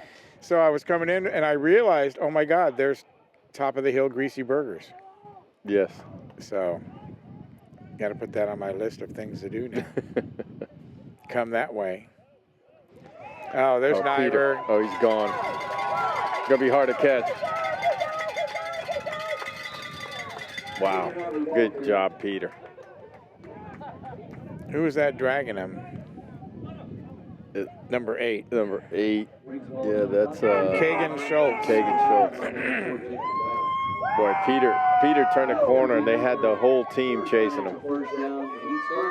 Well, Schultz kind of hung out there on the line of scrimmage, just kind of waited for him. Yeah. He never brought Peter down. He just he just grabbed his shirt. Yeah. And Peter was so far out of bounds, he just stepped out. Mm-hmm. Well, that was a great direct run for Peter. No intention of throwing on that game. Okay, here's Peter now. Look back, looking. Now he's going to right. Now he's got to elude. Now he's going to elude again. Now he's going to throw downfield. Hudka wide open. Touchdown, Eagles. Number 18, Bryan Hudka for the touchdown. They called a touchdown. Boy, he was close to the end zone there, line. Oh, the back of the end zone? Yeah, I don't know if he stepped out and came back in. That's what their coaches are complaining about over there. But boy, Peter saw him over there and just chunked it. Good catch, good pass. Going for the extra point. No flag on the play. They're not gonna talk about it anymore. No, not when it's 41-16. Yeah, he was close to the end zone. There's a lot of discussion that he might have dissipates out. when the score is like that. Right. Yeah. And it's pushing 11:30. Is it really? Boy. Is there a cot back here, Gil? And the referees have already done one game tonight. Yeah, those guys, man, you want to talk about workout. Those guys are working. Yeah. Earning their pay tonight. Kick is up. And the kick is good. Boy, it was a weird hold on that. He didn't get a good hold on it, and Peter just walked up and kicked it anyway. And it went in. So, great kick by Peter. So, if we play too much longer, we will be out of Friday the 13th and into the 14th. And so, we will have survived. 43-16 is the score here. 124 remaining. Bayanski over at Berkshire Hathaway Home Services and Caliber Realty. He is alumni class of 1987. I would say Eagles are firmly in control of this game right now. Yeah, that was a good answer back to that touchdown that they did. Right. The one that Jeff Rutledge scored on. That was a good answer. Good, quick answer. Yeah, a couple of plays. Yeah. And there you go. So here we go. Eagles kick off again. Oh, we're going to get the ball. He short hopped it. Look how pumped up Peter Niver is. He short hopped it to the front man. He wasn't expecting it. He couldn't keep his hand on it. And the Eagles bum rushed him and had him down there. Got it. Mason Mishler comes up with the ball. Wow. Nice play by Jason. Good for him. Good heads-up play. Boy, that's back-breaking here. We score here. And I was on a wide shot, too, because I figured, well, he's going to put it in the end zone. Sure, yeah. You would think he was going to kick it. He really burned me. He faked everybody out on that one. Yeah. Okay, here it is. Niver. Pitch back to Niver. He's looking. Now he can run. He's not. He's going to should have run. You can look at that one in the game film. Yeah. And say, I should have run. Sometimes, quarterbacks like Peter, sometimes they just think they can get out of it, and so they keep it. And can you blame him? No. 98% of the time he gets out of that, you know. Sometimes they catch him. Well, hey, that's the sometime. Not often. That's going to bring up second down now. That was a big loss. I'm going to say it's 25. Second and 25 or thereabouts. Need a land surveyor to. Cole Bundick's got it out here. Yes, he does. Makes one, makes two. Makes two moves. He's about a 21-yard line. Nice throw by Peter. Nice catch by Colt Bundick. Wide open over here. Colt Bundick taking over in the second half. Well, have we called his name? Mm-hmm.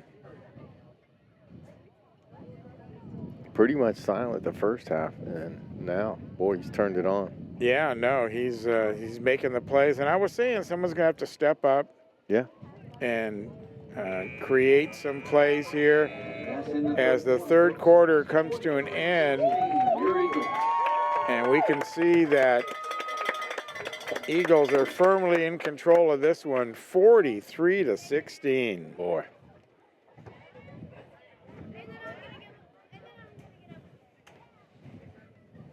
The fourth quarter of Eagle football is brought to you by Aggie-owned and operated Letterman Title Company.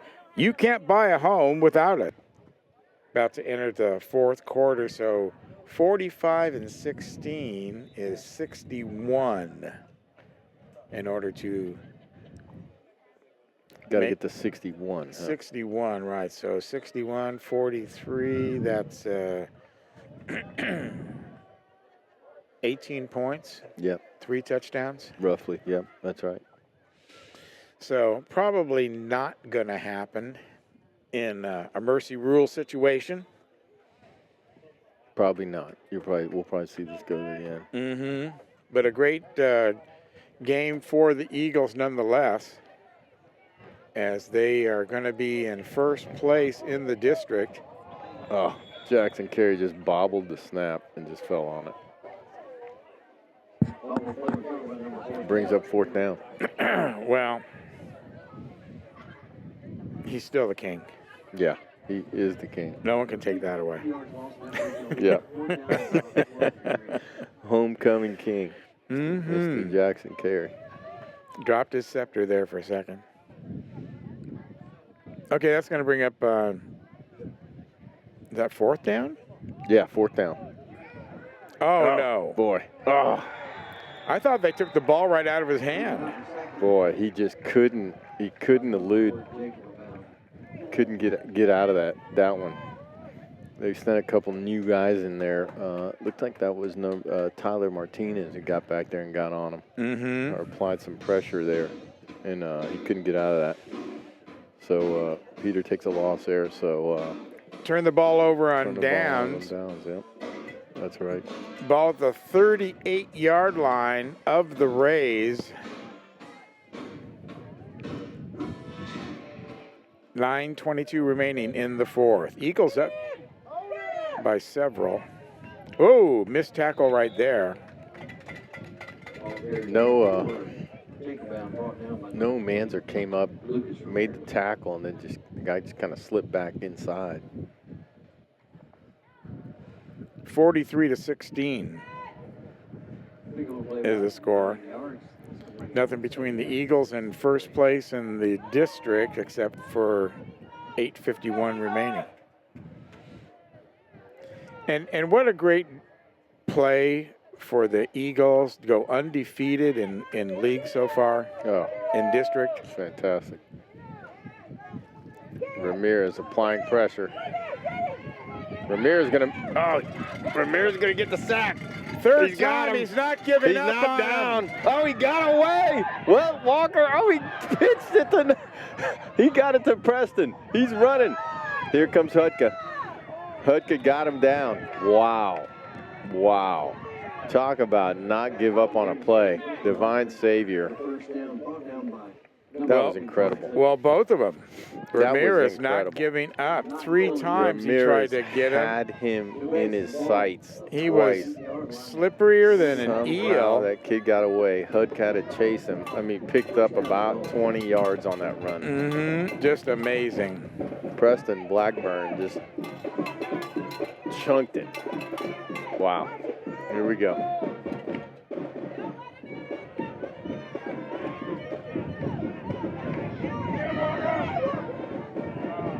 Back over to Blackburn, who falls down. He couldn't make the kick that time. Yeah, he kind of tripped over that dirt clog there. Yeah. You know, they strategically put that dirt clog Yeah. So when the visiting team runs in that direction, it's just a little, about 2 inches high. Just doing. Mm-hmm. He just fell right on that. That's their 12th man. Got third down there, Gil. No? Yeah, second down. Okay. Second down, and it's going to be goal. They were within the 15-yard line for the first down. Yeah.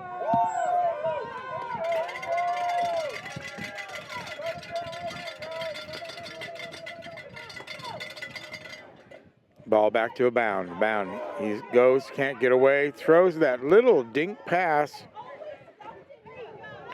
Good tackle there by Jackson Carey. Yeah, the little dink pass over there to Blackburn is just being very effective on that big rush. Blackburn's getting up real slow here. Yeah, that's because Carey hit him right in the leg. Yeah. And those hurt. Yeah. That's going to be a bruise tomorrow. Yeah. But he hit him so hard right there in the leg that it stopped him. Stopped all his momentum. Cold in the tracks. Clock is winding. Not moving. There he is. Now it's winding and moving. It's like magical. He waves his arm and it just starts. Magic out here. Oh, yeah. So is that third down over there? Yep, we got third down and maybe. Ball's on the 2-yard line. 2-yard line, yeah. 2. Ray's trying to get a feel-good touchdown here. Pitch back, and he's going to run all the way into the corner. Man. Victor That's a bound. Yeah. Of the Jacob variety. Yeah, Lucas just couldn't get out there on him on that one. Mm-hmm. So touchdown Rays. I don't want to say it's meaningless touchdown, but it's a feel-good touchdown for the Rays. Yeah. They've had their struggles tonight and come up here in the fourth quarter. I think this has been one of their most productive quarters. It has. Well, I tell you, I always preach to my kids, just don't give up. Mm-hmm. The junior high, and these guys are not giving up. They keep coming back. Well, they were 3-0 coming into tonight, so that makes them 3-1. Still might land them a playoff spot. Boy, I don't Kick know is up. That went through every St. Joe's player. It crawls up, though. I see it. It hits the goalpost there in the bottom, and they just kind of bounces. Yeah. Just goes in. Little arms come out of the ball and just pulls itself over the crossbar, and the officials put their hands up in the air, and they call it good. Yeah. 43-24. 6 minutes remaining. The clock says 11:27 in the evening. Way past my bedtime. Way. On my trip to California, I don't think I got to bed before midnight any of the days. Yeah. So when I got back home, it was like, oh my God, I'm so glad I'm not having to stay up until midnight.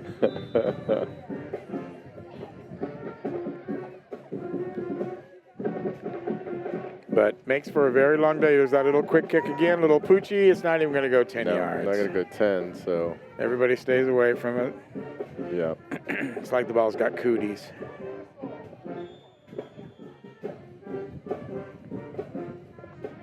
Kick off will not go 10 yards, so that'll be a spot foul.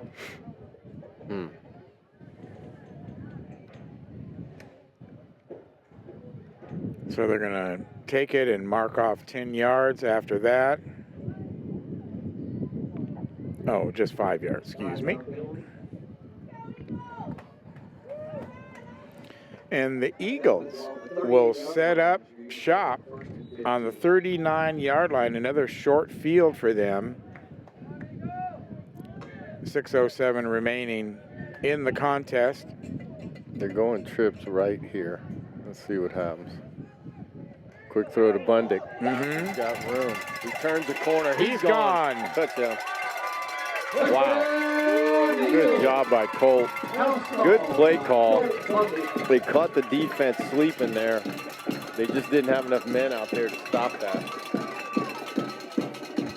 Butnick and Niver go up and do the buddy dance.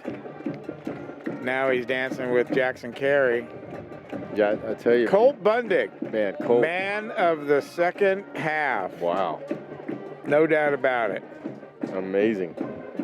He's going to have to change his middle name to second half Bundick. Yeah. Let's take a look at this extra point.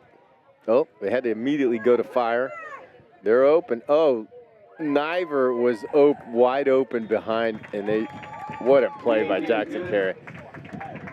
They had to call fire. They went right. Mm-hmm. Niver went left. Niver went left and is wide open, and Jackson just threw it right back across the field and got the extra point. Beautiful play by those two. Beautiful play. Wow, with that trips play, though, with that quick pass to Bundick, we've seen that before. Yeah, we've seen that. We haven't seen it tonight, though. No. And Bundick just took it around that corner. He had a foot that he had to go through to get. If he would have stepped just an inch or 6 inches right, he's out of bounds.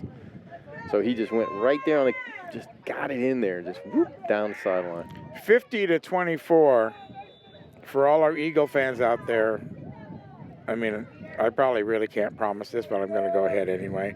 We will start on time next week as we go down to Second Baptist for our final travel game of the season. Be sure to join us right here on the Red Sea Radio Network as the Eagles work on their undefeated season. Tried to onside it there, just couldn't come up with it. And that will be the final district game for the Eagles next week. Yeah.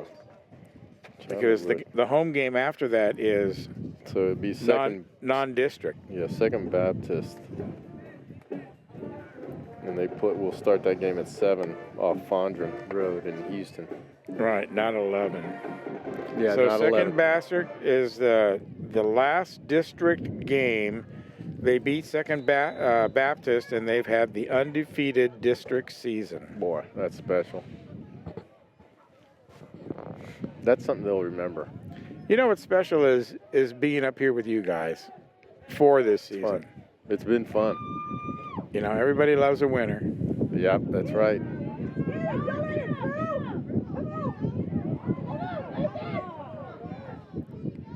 Wow, there's some great running or some missed tackles, one or the other.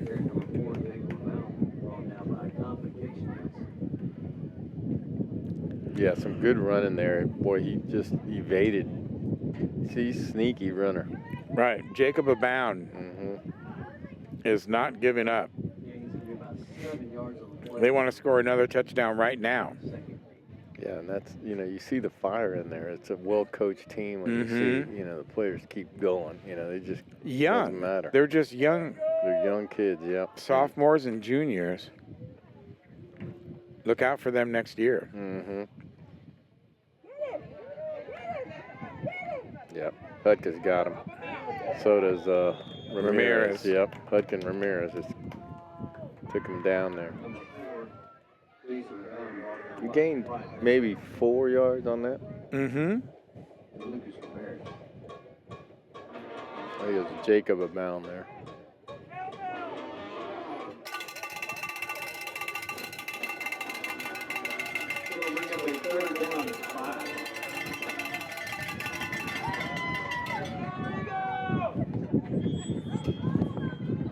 Timeout now is called.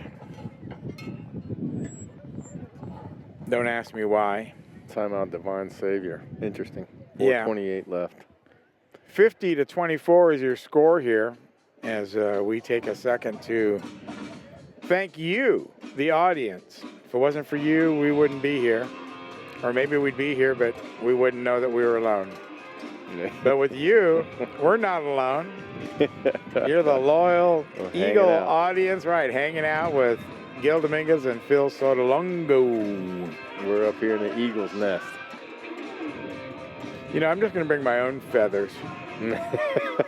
Yeah, we could have used them tonight. Yeah, yeah, it's getting a little bit nippy here. And we got this north wind blowing in.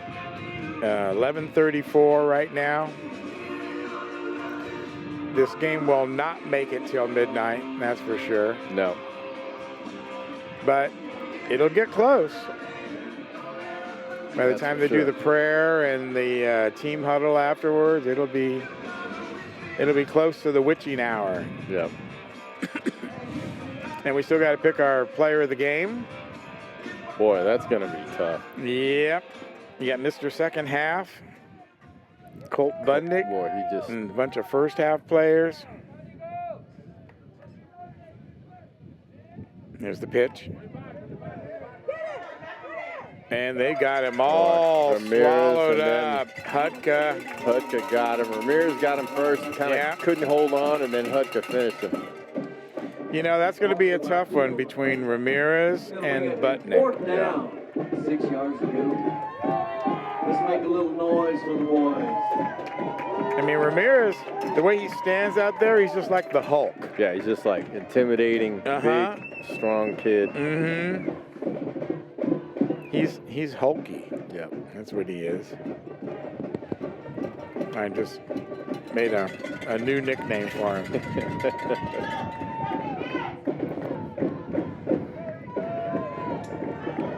Okay, it's going to bring up fourth down now. You don't want to give the Eagles the ball again. This could be your last gasp. Oh, what a hit! Wow, Jackson Carey. Boy, I don't think Jacob Amount saw Jackson Carey come around the corner there and man, Jackson. Because he had two guys in front of him already.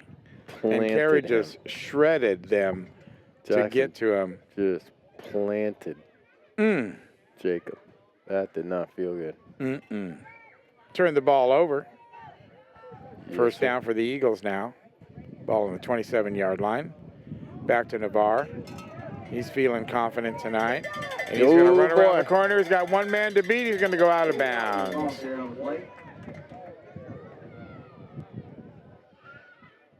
Oh. He says, let me just sit here for a couple minutes. Boy, Peter just snuck through there. He's played a hard game tonight, Peter has. His arm got caught funny in there in that tackle. Yeah. So we're going with Derek Mersman. Derek Mersman to Jackson Carey there for about a 3-yard gain. And Peter's coming back in. That's a good sign. You want Peter Niver, okay? Well, they've had 2 bye weeks already in the season. One, the game we didn't go to Dallas and Galveston. And now had a game canceled at the end of the season, non-league. So they get a week off before the playoffs. And I have to think that goes very well for them to heal those little injuries. Oh, yeah. Any little... Get a week off. Bruises, aches, pains. And what a difference from last year when the team was 1-3. And Mishler had been out with some concussions. That's right. And they lost a close ball game. And that's right. And they came into district play and they were banged up and 1-3. And that's right. Mishler was down there in Baytown, got a concussion. It was a hard season. It was a tough deal. Ramirez couldn't hold on. A little high. A little high on Peter's throw there. It was incomplete. Okay, 4th and 8 here. 1:36 remaining in the game. Eagles firmly in control. nobody better call a timeout.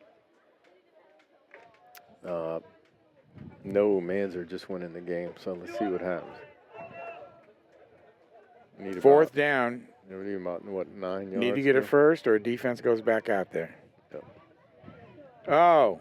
Peter's wide open. Mm-hmm. He's got the first down. Boy, he's close. He's close. He's close. See where they're going to mark it. I think. Oh, he's really close. Peter and I were ball carrier on the plane, just enough for a first financial first down. Wow. Game, set, match. Good job, Peter. It's like he had a second sense to know where to go because he stepped out. You know, he was pretty confident he had it, and he just kind of stepped out. And I was looking like, man, did he get there? First and goal.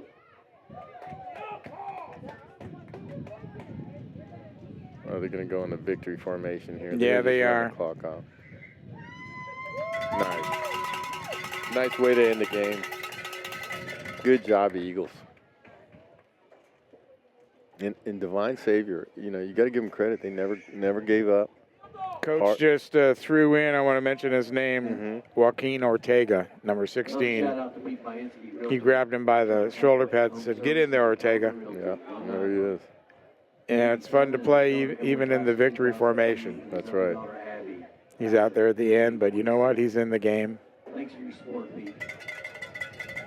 Little sophomore. Yeah, that's good. And that's going to be the ball game right there. As actually big number 25, Jeff Rutledge, going up and shoulder bumping some of the Eagles. Good game. Man, what a good game. They were a little outmanned, the Rays were, even with a diminished Eagle team. Yeah.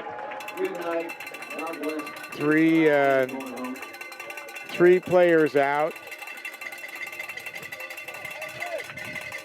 And they still managed to come away with the victory. Had some very creative play calling. Had some guys step up.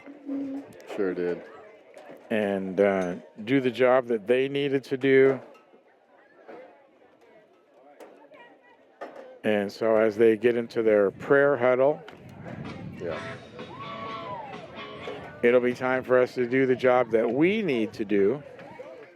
As we always say, time to pony up, baby, and figure out who the Eagle player of the game is going to be. And we'll start over there with on the far right. That's a tough decision. I mean, you got Colt Bundick, second half, just took over. In the first half, Lucas Ramirez just playing just hard. You got Jackson Carey. Man, it's tough. But, I'm going to say, I don't know why, but I'm going to go with Lucas Ramirez. You're going to go with Lucas Ramirez? Yeah. All right. Yeah, I'm a defensive kind of. I hear you. Third wheel, what do you got?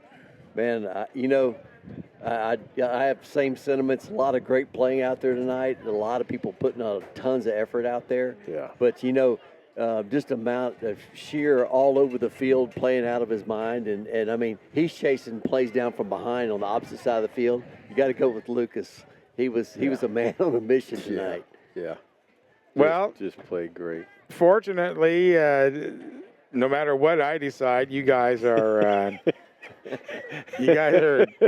going 2-1 already. So I'm going to make it unanimous. Certainly, Lucas Ramirez was the early pick going on.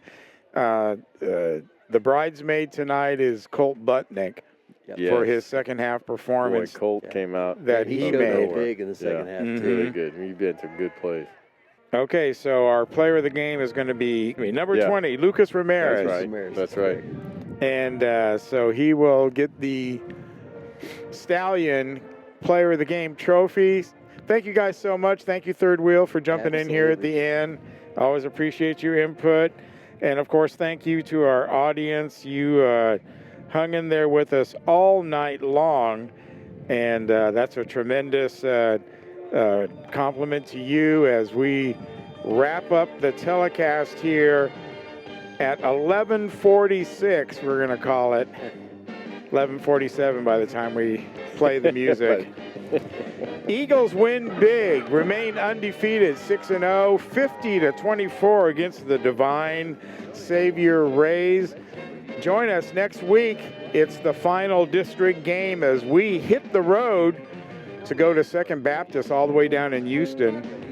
I don't know how we're getting there yet, but we'll figure it out, and we'll get the transmission for you and be there as we watch the Eagles hopefully go undefeated in district play in 2023. For all the guys here, Phil Sotolongo, Steve Rayburn, I'm Gil Dominguez. We'll see you next week right here for more Eagle football on the Red Sea Radio Network. Good night, everybody.